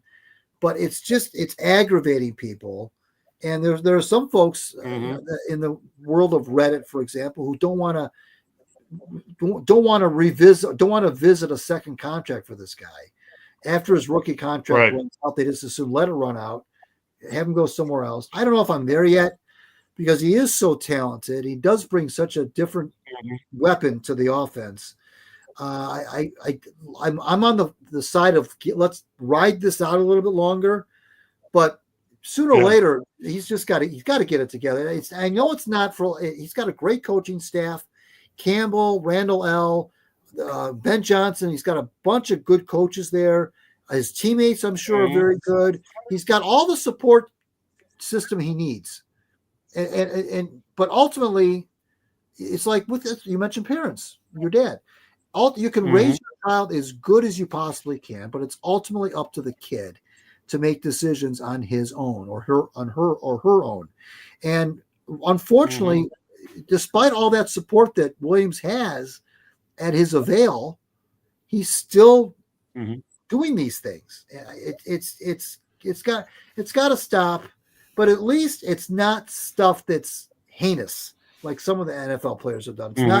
It's not hardcore drugs. It's not slapping a woman around. It's not, none of that kind of crap. Yeah. It's not drugs. It's not, pulling a gun on somebody. Forget having a gun. It's not pulling a gun on somebody. It's not getting involved in a ballroom fight. It's nothing like that. But it's just enough stuff that makes, what it is? It's like the sum of the stuff he's doing are greater than the parts. That's what it is. Right.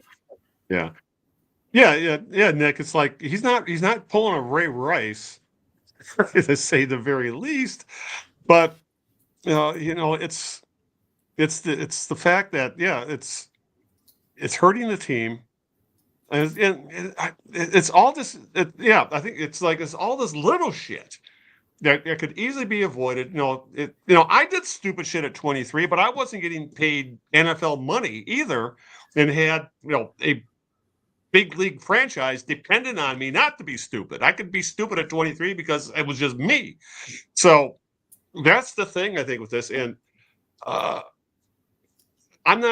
with Greg. I'm not at the point where I'm to say, oh, you can't give him a second contract or you got to, you do have to take a 5-year option. The stuff he's doing isn't the point where you don't want to keep him. It's the fact that it could be so much more. He could be so much more if he could just stay on the field and don't do stupid stuff. I think that's the frustrating part. He's got $1 million talent. Honestly, I'm so less bent out of shape about him than you guys are. And certainly, people who lose their shit over him on social media. All right, let's take each case that we've brought up. Number one, he had that gambling thing. It was a dumb rule by the NFL. It was very nuanced. Who the fuck is going to actually, I don't care how young or old you are. It was like an asinine rule. Even the NFL admitted it and changed that rule after they doled out the punishment. So it's a really esoteric thing that got him caught up in it. And here's what was he at that time? 21 years old. He's 23 now. So he was 21. Yep. All right, fine. I give him a pass on that one. The gun thing, okay, that was a little dumb. But still, he didn't actually do anything serious. He didn't point a gun at anybody. Yeah. He didn't threaten anybody. It was kind of a very benign legal. It was procedural essentially. He didn't have the paperwork. Right, exactly. Then take this PEDS thing. I don't know what the details are of it. Even you brought it up. It could be it was a prescription thing that just fell in this weird category. That's the rumor, but yeah, right. Nothing's been confirmed. You're right. Nothing ever came out. So how do we know? Right. And that happens with other athletes in other sports too. It's like you can take this, but you have to declare that you're taking it. Otherwise, you're treated as cheating. So, all right. The sideline thing, throwing the football at the guy's head, that's a dumb hothead move. And Randall L. should have chewed his ass out, and that be the end of it. And because it drew a penalty. And, losing your cool will what do you call it? Will hurt the team, draws penalties, kills momentum for sure. The same old Lions used to be really notorious for doing dumb shit things when they were close to losing. And I don't care how old they were. They were just like, and which player was just like dumbass things. Right. So they should have gotten on his ass about that. And when you take all of that together, like, it's not that big of a deal. It's not. And they lose him. Yeah, they lose a weapon, but You know, it's not like the team's going to fall apart just with him on it or not. They did fairly well when he was gone. So should he get another contract? Well, I don't think just the little dumb things he did now is any reason not to. He hasn't shown any like gross amount of stupidity. Like, do you remember like the whole Pac-Man Williams? No. What the hell's his name? Pac-Man Jones. Pac-Man Jones. Yeah. That guy was getting into some really serious shit over and over again, and he got many, many chances. Williams is not doing anything near that kind, to that extent. Yeah. I mean, Jones had some serious problems, and but yeah. So I don't. Whatever. He's 23. He did a couple of dumb things. Nobody got hurt. And the worst thing that happened was he missed a couple of games, which it didn't matter, and he got one penalty, which was really annoying. But they overcame it. So I'm not. You can tell Nick's younger. Nick's a younger guy than us. We're coming off as dads. He's coming off as a son. So, I mean, just out of the dumb things a 23-year-old can do, this is not that high on the list. Yeah, no. That's, oh yeah, I know. Especially for football players, right? I did a lot of dumb shit in my early 20s. I'll admit that. But overall, fine. He's going to learn his lesson. Well, you know what it is. But I think what it is, and you're right that you're right. This is not in the whole scheme of things. It's true. But it's been so many of these little things that only he's doing. Nobody else is doing this stuff. Nobody. I don't see any other 23-year-olds in the league that are doing this stuff. It seems like it's only him, and it seems like it's every 2 or 3 weeks. That's what I think's got people a little bit irritated. It's got me irritated because it's like, enough. Stop it. And it's annoying. At one point, you got to stop saying, "Well, I didn't know. It's a dumb rule. Whatever." Nobody else is doing it. Nobody else is breaking the rules. So there's something wrong with you and not the rule. In some of the cases, I mean, just look at the specific situations. Like I said, that gambling rule, like a lot of people could have screwed that up. Honestly, a lot of people could have screwed up that nuance. The gun thing, well, okay, that's just dumb. And then gun laws are made to be confusing too. So I know you're right about that. Way too many people in Michigan who own guns and are telling me about the laws, and it's just they're weird on purpose. So, but the Peds thing, nobody has any information on. Literally, nobody knows anything. So I'm not going to speak to that one whatsoever. I literally have nothing on it, and then just a little bit of dumb hot-headedness that just. Now I will say this for him though, on his behalf. Apparently, he apologized in front of the whole team Thursday after the game about that penalty. He did. He got up in front of the team, and like a man, and apologized to the team for his behavior and for costing the team, 15 yards and the whole 9 yards. So he did do that. So that is a testament to him. I don't think he's a bad guy. I don't misconstrue. I don't think he's a bad kid. I really don't. But he's done enough things that makes me wonder if there's a difference between being a bad kid and being a little bit not all there upstairs. And I'm wondering if he's just got a little bit of he's just got to get this out of his system. Maybe 2 or 3 years down the line, this will all be, we'll all laugh about it. I'll remember that, and maybe he'll mature into a really fine player who's got a head on his shoulders, who doesn't even sniff trouble in the next 3 or 4 years. I hope that's the case. Maybe he's just got to get this out of his system. Sometimes it happens. Sometimes you're a victim of circumstance. And Nick's right. Yeah, there are some confusing gun laws for sure. But my thing is I always go back to, well, how come nobody else is getting caught then? How come he's the only guy how come he's the only guy this is happening to? The Lions are a pretty clean team. Yes. They don't commit many penalties. They don't do a lot of stupid things. Yeah. And so this now really stands out. Right. That's true. That's a good point. Yeah. And he's one fast motherfucker. Oh my God, that guy is, I don't know how else to say it. That dude's fast. And not only fast, he can actually catch the ball. So right. Yes. He's a very he's impressive a good football player that he blocks and does all that kind of stuff as well. You don't play in Alabama if you don't block and stuff like that. So. Right. Oh, I he mean, does all little things. He's phenomenal. I mean, he could be like a highlight reel all the time. So that catches your attention on a team that's usually, executes well, plays well, doesn't get penalized over stupid shit a lot, doesn't, they don't commit dumb penalties. So that sort of just comes out more. Yep. Yeah, you're right.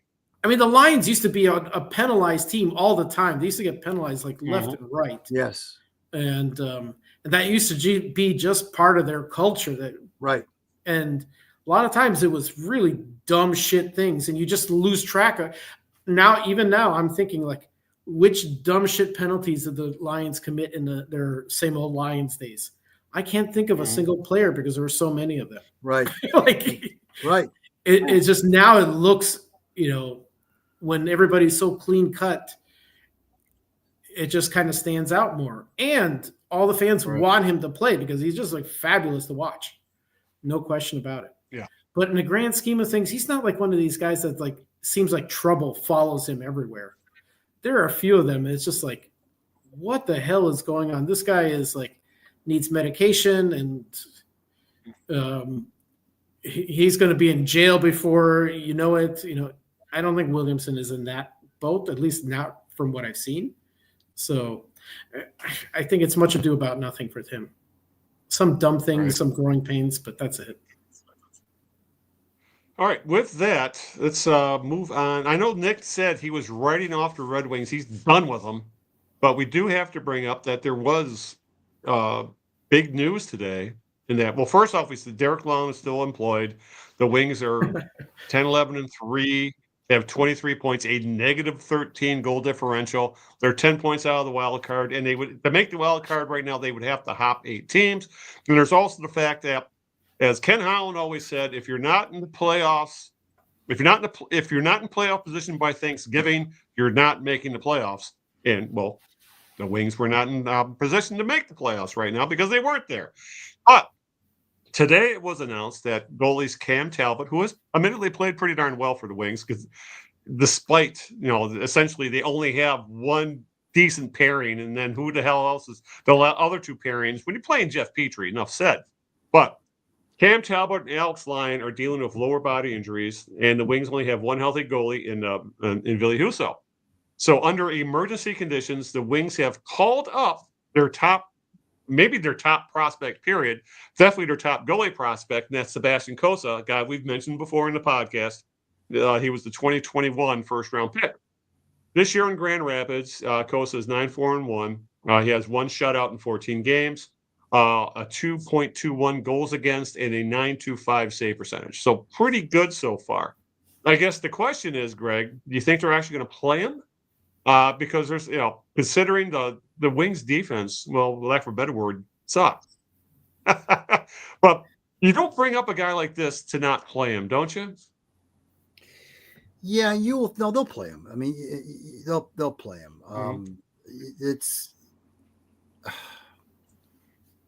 goalies are funny though, because they tend to mature later and play longer. It's they're not the kind of player, that's not the position you draft where a goalie comes in, steps in at age 20 or 21, and starts lighting the league up. Usually it takes them a little bit longer to get seasoned to play in the minor leagues and so forth. But then the flip side of that is they tend to have longer careers than skaters do because of the fact that they, it's just the nature of the position. That's why they can play deep into the 30s and sometimes, the 40. But, I don't know what to make of this. I really don't. I don't. I'm not one of these guys though that thinks that these young players are so fragile that oh my gosh, you're going to kill his confidence. I don't subscribe to that theory. Right. I just don't. I just think these kids are stronger mentally than folks give them credit for. But so it's not about that. I don't know what to make of how he'll do, what effect he'll have. I hope the fans don't expect a whole lot. I know they're excited about him, to see him, because they've heard about him for now 2 or 3 years now. But I don't know what to expect out of this kid. They can't kill penalties to save their soul. That's the thing about this team. they're challenged offensively. We know that there's so many players that are underperforming offensively, but they can't kill penalties. I mean, they are on a historic, literally a historic pace right now. I think they kill like 67%, which is horrific. Your percentage should be deep into the 70s if you're serious. 67% is ridiculous, and that's a lot of power play goals they're giving up. And it's killing them. It's killing them in games. It's killing them late in games. It's killing them in the third period. They can't afford that because they're already offensively challenged. Patrick Kane looks like he's washed. I'm sorry, he looks like he's washed up. I hate to say it. He looks like he's washed up. Tarasenko looks like he's washed up. Petrie's been washed up for a couple of years now. Their defensive core is really thin as ice. Part of the pun. They are really they can't get shots on goal. If they get 25 shots in a game, that's basically their average. They're just they're slow and plodding. They don't have any real. There's a lot missing on that team, and it's just I don't know. I don't know what to make of these guys. I just don't. They're just not. They're closer to being in the bottom third of the league than I would like to admit. They're probably they're probably in the lower third of the league. They really are. There's not really much there. They're not exciting. They're not fun to watch. They're not I'm not eager to flip on the game to watch them play. There's really nobody on that team that really makes me want to watch them play. I know Raymond has kind of perked up lately. Lucas Raymond has perked up after a slow start. Right. But other than that, there's not much going on there. There's just not much happening with that club. And they like to, if they get a lead, they like to try to sit on it. Never works out. Yeah. I don't know. They're dumping chase, but they don't always do the chase part. It's just really, it's just mostly a dump. Yeah, it really is. Yeah. Well, yeah, it says volumes, Nick, that the only reason to watch this team at the moment is to see Kosa. Other than that, they're unwatchable for the most part. As Nick said, as Greg has mentioned, essentially they're both bad and boring, and that's a horrible mix. Oh, yeah. It's not the first time we've came to the conclusion that they're boring, and they are. Yeah. And it's surprising. Their penalty kill last year was really good, actually. Yeah. And, that saved their ass quite a few times. But now it's like it's the worst. Like, if the other team goes on a penalty kill, it's more of a surprise that they don't score. So it's that bad. Kosa coming up, I just looked at the injury reports, and Lyon is actually on injured reserve, whereas Talbot is day-to-day, so they don't want to kind of risk him. So I think just Kosa is the backup for Husso. It's just because they need a second goalie in case something happens, I suppose. So hopefully he gets a chance to play and everybody sees what he's got, but chances are he's going to see a lot of pucks coming his way with that defense. Holy shit. Let's not read too much into Kosa's play behind a defense that porous. So, just chalk it up to, okay, fine, he's getting some NHL experience on a bad team. Yeah. Yeah, but this I just hate this. What's the term that the loan is using? Low event hockey, I believe, is what they're trying to play. What is it? Low event? Low event. Essentially, they're trying to limit mistakes and trying to essentially limit opportunities to the opposition. And then when they do make a mistake, when the opposition makes a mistake, you pounce on it. But you need talent to do that. And I think Greg nailed it. A lot of these guys, the guys that Yzerman brought in to prop up the offense, specifically Kane and Tarasenko. I'm disappointed in Kane. I really thought they might get another year or two out of him. Yeah. Because he played so well at the end of last year. Yeah. So I did not have issues with them signing him. No, me neither. But he's not living up to the deal. And one thing I did notice, I read an article about in the Athletic about who's going to be buyers and sellers, because they did the, who's in the playoff position at Thanksgiving, the NHL tradition essentially. And when it came to the wings, they said they're likely going to be sellers, but who would they sell? What veteran on that team would they get anything for? Right. And that's the thing. Someone might take a chance on Kane, or other than that, what veteran on the wings would get you anything? Yeah, there isn't any. Either they have prohibitive contracts or they're, as Greg put it, washed. Oh, for sure. By the way, what do you call it? What do you call those events? That thing that Lalone said? Low events. Low events. Yeah, well, low events. Their their scoring is a low event too. So it's maybe not the term you want to use. So, I mean, they got nobody to sell, bad contracts. Yep. Yeah, exactly. It's frustrating at the very least. And I have a feeling, guys, we're going to be spending the entire Red Wing season railing just like this about teams broken. And obviously, apparently, Yzerman's not going to fire anybody. As Greg has said over and over again, the Wings just don't do that during the season.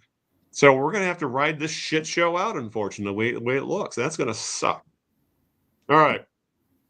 One more thing. We'll touch on the Pistons real quick, because I know they had an awful loss the other night, but it was really kind of, I guess if there's such a thing as a scheduling loss, and the NBA has scheduling losses, that is one of them, because I believe they played a back-to-back.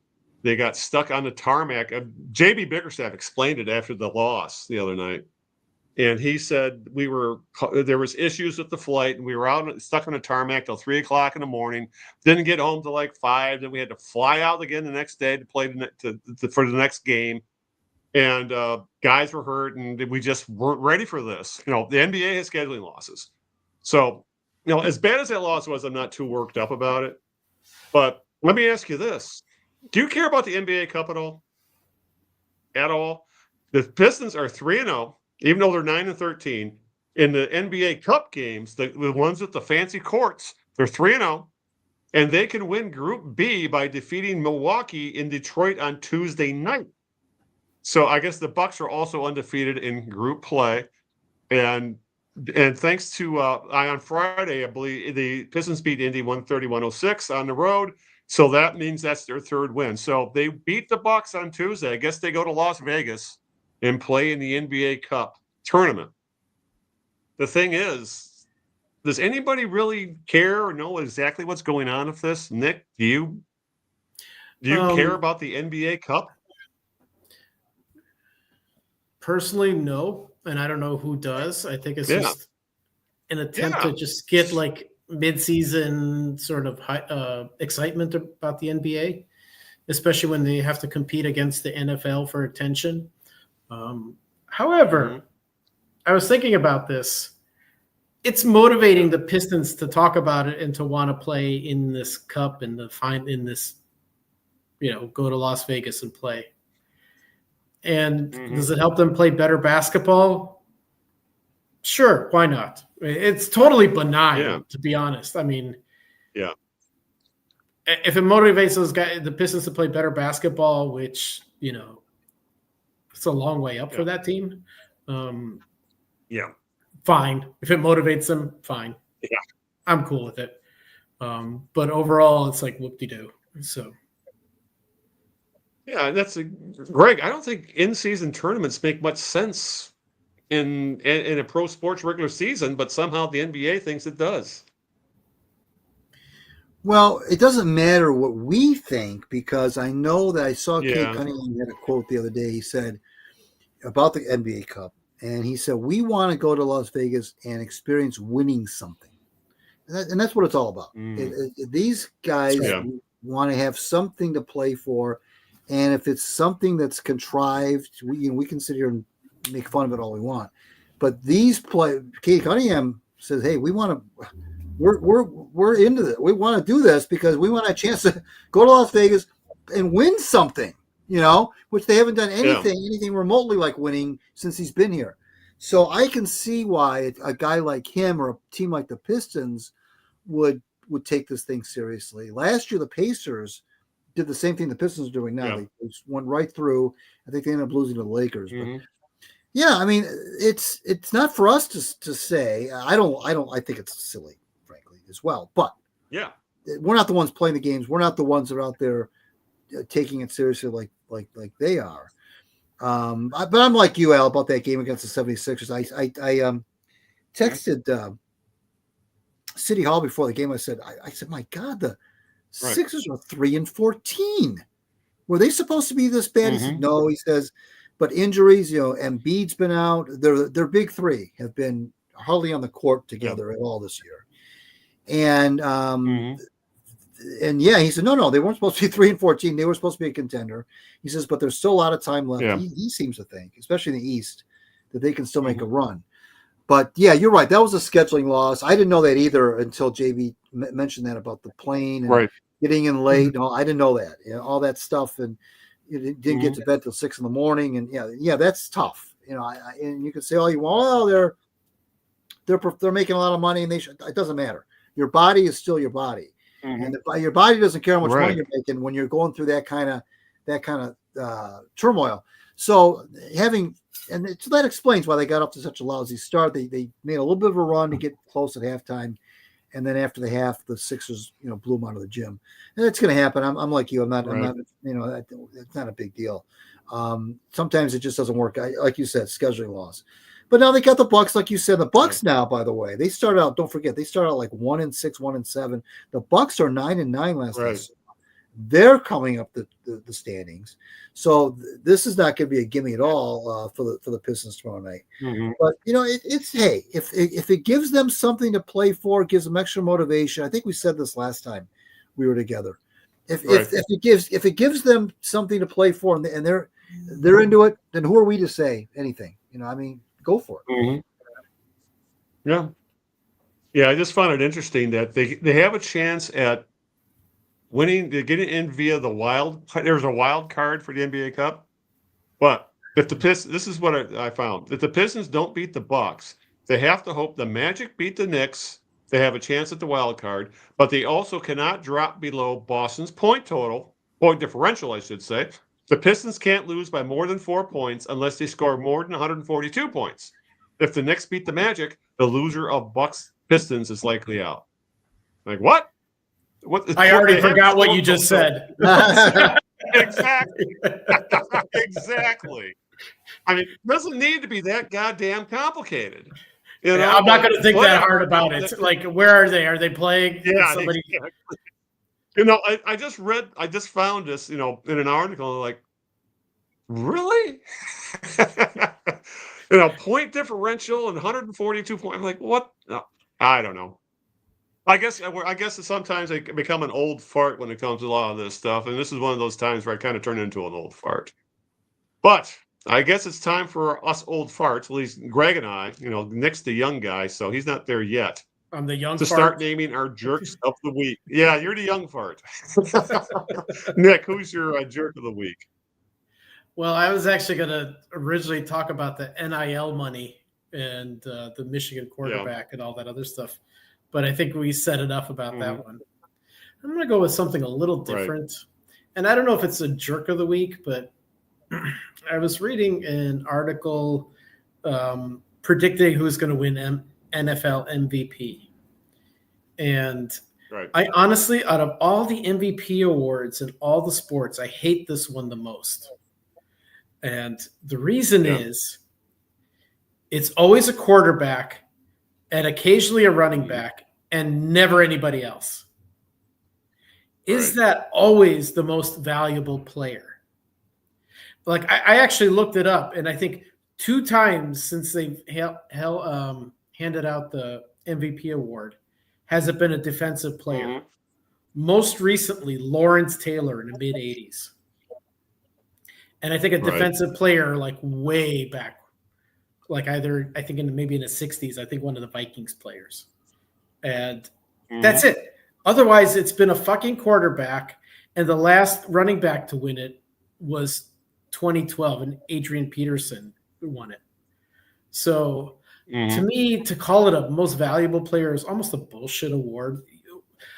You know, football's weird in that way because your role is really defined and compartmentalized more than any other sport.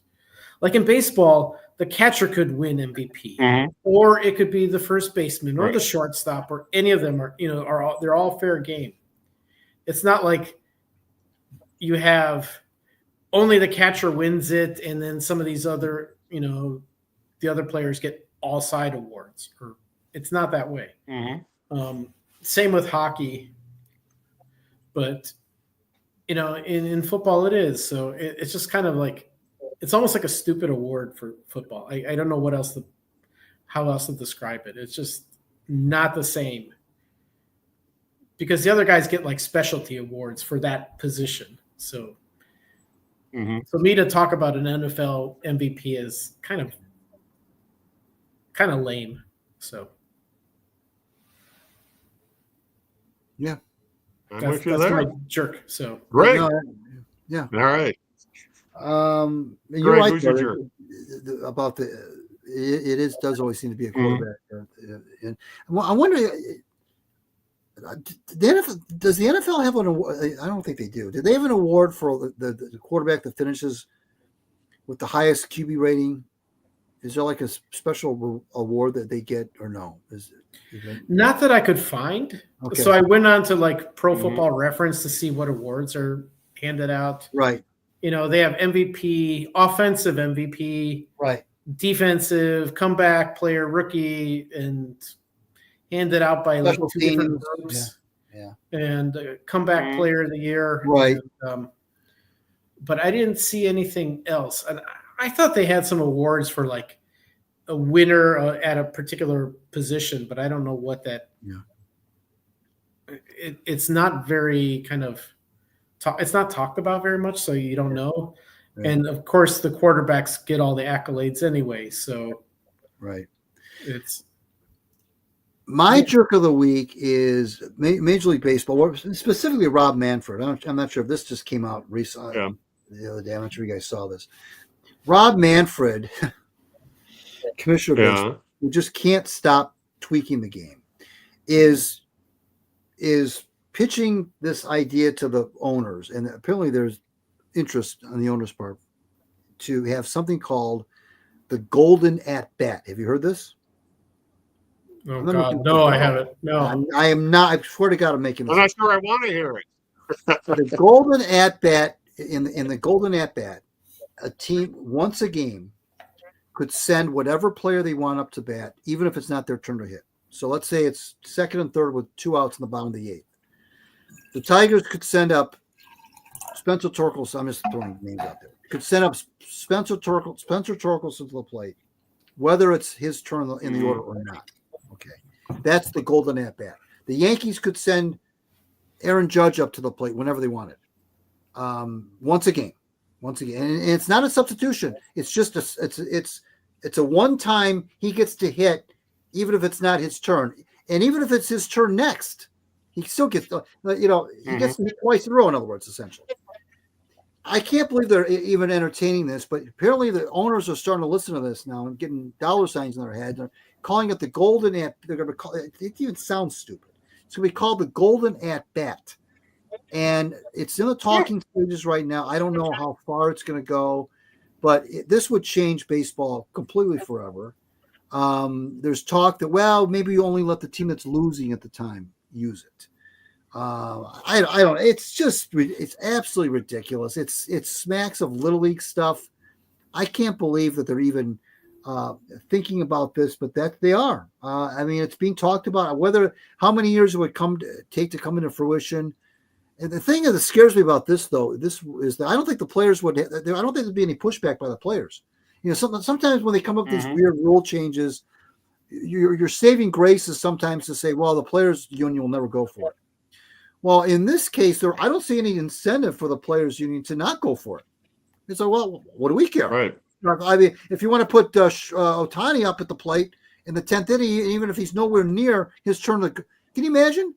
Imagine you go into the bottom of the 9th and Ohtani is just hit in the 8th inning, and now the Dodgers get a couple runners on base. They could bring Ohtani in and hit again. I mean, that's ridiculous. Absolutely ridiculous. So my jerk of the week is Manfred for even entertaining this. And a lot of baseball fans are like, this is enough. The Ghost Runner was bad enough. A lot of people don't like the pitch clock. I like the pitch clock. I'm okay with the pitch clock. But this thing with the golden at bat is just a bridge too far for a lot of people, and I'm one of them. Come on now. I think there was a parody. I don't know if it was The Onion or something else was joking that Manfred is going to – another rule changes. He's not going to allow pitchers to pitch past 95 miles an hour.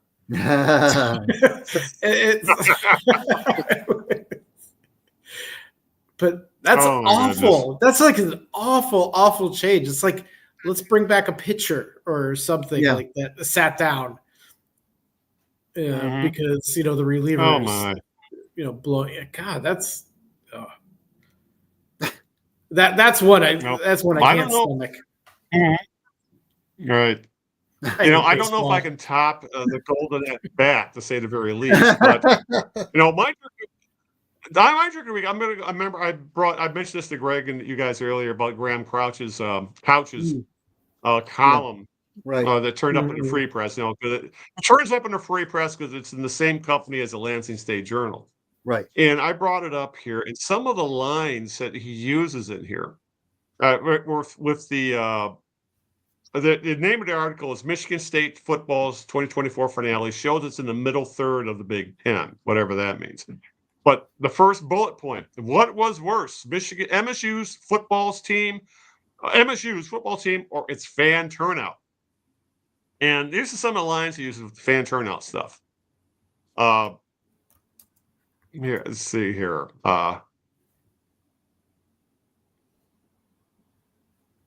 Essentially he's playing how can we get recruits to come here if there's fan apathy thing. So he says stuff like, if MSU is a program that needs to win 9 games for people to show up in a snow globe, that's okay. But understand that might not be the case at some of the schools we're trying to compete against. Apathy doesn't win. He goes on to hear that he's making Jonathan Smith, the coach's job, that much harder in years 2 and 3. He also adds that what happens on the field and behind closed doors in recruiting and with NIL is significantly more important than full sections of empty bleachers at Spartan Stadium. Yet, this was also a final impression at the end of a difficult season. For the 15 to 20 recruits in attendance, how much MSU football means to the community, for the players, blah, blah, blah. Essentially, he's saying that he's blaming the fans here. Butts and seats is one way to show recruits your program can be a vibrant place, especially if you're demanding more from the program's recruiting. And it says here, this is the line that got me. But if you're not showing up and you're able to, you're not part of the solution. You're not part of the solution, guys, because you weren't going to games? What is that supposed to mean? Oh, God. I mean, against Rutgers in the snow. Right. Yeah, against Rutgers in a snowstorm. And, and a team that's not going to go to the bowl game, and Rutgers don't even get me going on them being in the Big Ten. But regardless of all that, you'd have to be insane to want to be able to attend that game. Now, I can see going to that game if you were a student and you wanted to drink. Other than that, why would you even show up at that game? But for Couch to blame fans for not showing up to watch a bad team in bad weather play a team that you really don't care about. He's the kind of columnist, guys, that bugs me because he is such a blatant homer. And there's nothing wrong. No, there is a lot wrong with that, because he plays up the Lansing stuff up to the hilt, and these Lansing guys really feel like they complain about the blue wall. The Detroit's all up. The Detroit papers are all about University of Michigan, blah, blah, blah. So they really play up the underdog stuff and how we have to try harder or something like that. Or just columns like this just rub me the wrong way, because it's not placing blame where it actually belongs. It belongs with the administration for fucking up the football program with some bad hires and some awful lawsuits and a whole lot of money going out the door, and sexual harassment and everything else. And to say that it's the fans' fault for not showing up when the program itself had to be literally torn down to the studs, and you had to bring in a guy from the West Coast who knows nothing about recruiting in the Midwest. You know, what did Mel Tucker know? I don't think he's going to be another Mel Tucker, but Oregon State. That is not. That they were a lower tier Pac-12 school, much like Michigan State, and expecting him to be the guy to take Tim to another level, I don't see it happening. But regardless of all that, my jerk of the week is Couch for blaming fans for the state of the Michigan State program. It's absolutely ridiculous. Yeah, that is really something else. I'm not surprised. I've never. God, I hate it when sports writers blame fans for anything. Maneros did that. He did that. He was getting mad at the fans about he thought they were too quiet during was it a Lions game? He thought it wasn't this year, I think it was last year. I think I might have made him the jerk of the week for it. He took the Lions fans to task because he didn't think they were loud enough or something. Like, shut up. Yeah. Come on. Really? Yeah, exactly. All right. With that, now it's time we just wrap this thing up because it's getting late because we did get a late start. And as always, we are very verbose. So with that, let's get the hell out of here. So Greg, if you could get out the social media plugs, maybe any possible upcoming guests, thank yous, get them out there, please. Sure. We'll come back to you on the 16th of December, according to plan here. That's what we intend to do. I don't know if we'll have a guest or not. I do know that I will be getting the aforementioned Chris Creighton will be working on getting Coach on the show probably in January when things die down a little bit for him. And I know he's man enough to come on the show and talk about what happened. He's never said no to us. So I'm sure he'll be with us to talk about that. So we'll keep you posted on what's going on there. I might start a knee jerks account, Al, on Blue Sky as well. But you can right now follow us on Twitter, follow me on Twitter at Greg Eno, subscribe to my Substack, gregeno.substack.com. Come into your inbox every Monday. I want to thank my lovely wife, Sharon, for putting up with this nonsense every 2 weeks. And thank you guys for making Monday night so gosh darn fun. And of course, our West Coast correspondent, Nick Milanovich. Nick, you want to get out your social media and anything else you want to promote? Feel free. Sure. Well, I'm still on Twitter at Nick Milanovich. And I know a lot of the guys that we've been going back and forth on Detroit sports are also moonlighting on Blue Sky. So I do have a Blue Sky account. Mm-hmm. It's at catupatree.bluesky. That's whatever social. It's right there on your screen. So I'm there as well. Mm-hmm. And ping me on either one or both. I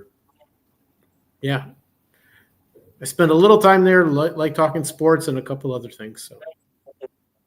Awesome. All right. As always, I want to give a thank out to you guys for putting up with my shenanigans up here up north and the little janky connection I have up here compared to back home. Honestly, it's feeling more and more this is home more than being back in Southeast Michigan, to be honest. But appreciate you guys putting up with all that. As always, I'm on Blue Sky too. I don't post much. I did post something the other day. Just posted pictures of what I'm doing up here. But I'm Albeat, ALBEAT on Blue Sky. So I'll get links to all that in the show notes. Which leads me to, if you want, we would appreciate if you would like, share, and subscribe to the Knee Jerks podcast. You can always do that through the usual places where podcasts are found. We're on every platform, but specifically Apple Podcasts. We're on YouTube Music. We're on iHeartRadio. We're on Spotify. We're on Amazon Music. Deezer, Radio Public, Ghana. TheKneeJerks.net is our homepage, and that will have all the show notes, the links to all the social media, links to Greg's Substack. And also, you can directly download the MP3 from there at thekneejerks.net. We would much appreciate it. And as always, like, share, subscribe, comment. And also, we do have our live stream. It goes to YouTube every podcast. Like I said, we're live streaming to YouTube right now. Again, just search the Knee Jerks Podcast on YouTube. You can find us there. So, other than that, I think that about covers it. So we need to get the hell out of here. So until this time 2 weeks from now, this is Al Beaton saying good evening, good luck, and aloha, along with Nick Milanovich. Good night, guys. And, of course, Mr. Substack, Greg Eno. Ciao, Italy. We'll see you in 2 weeks.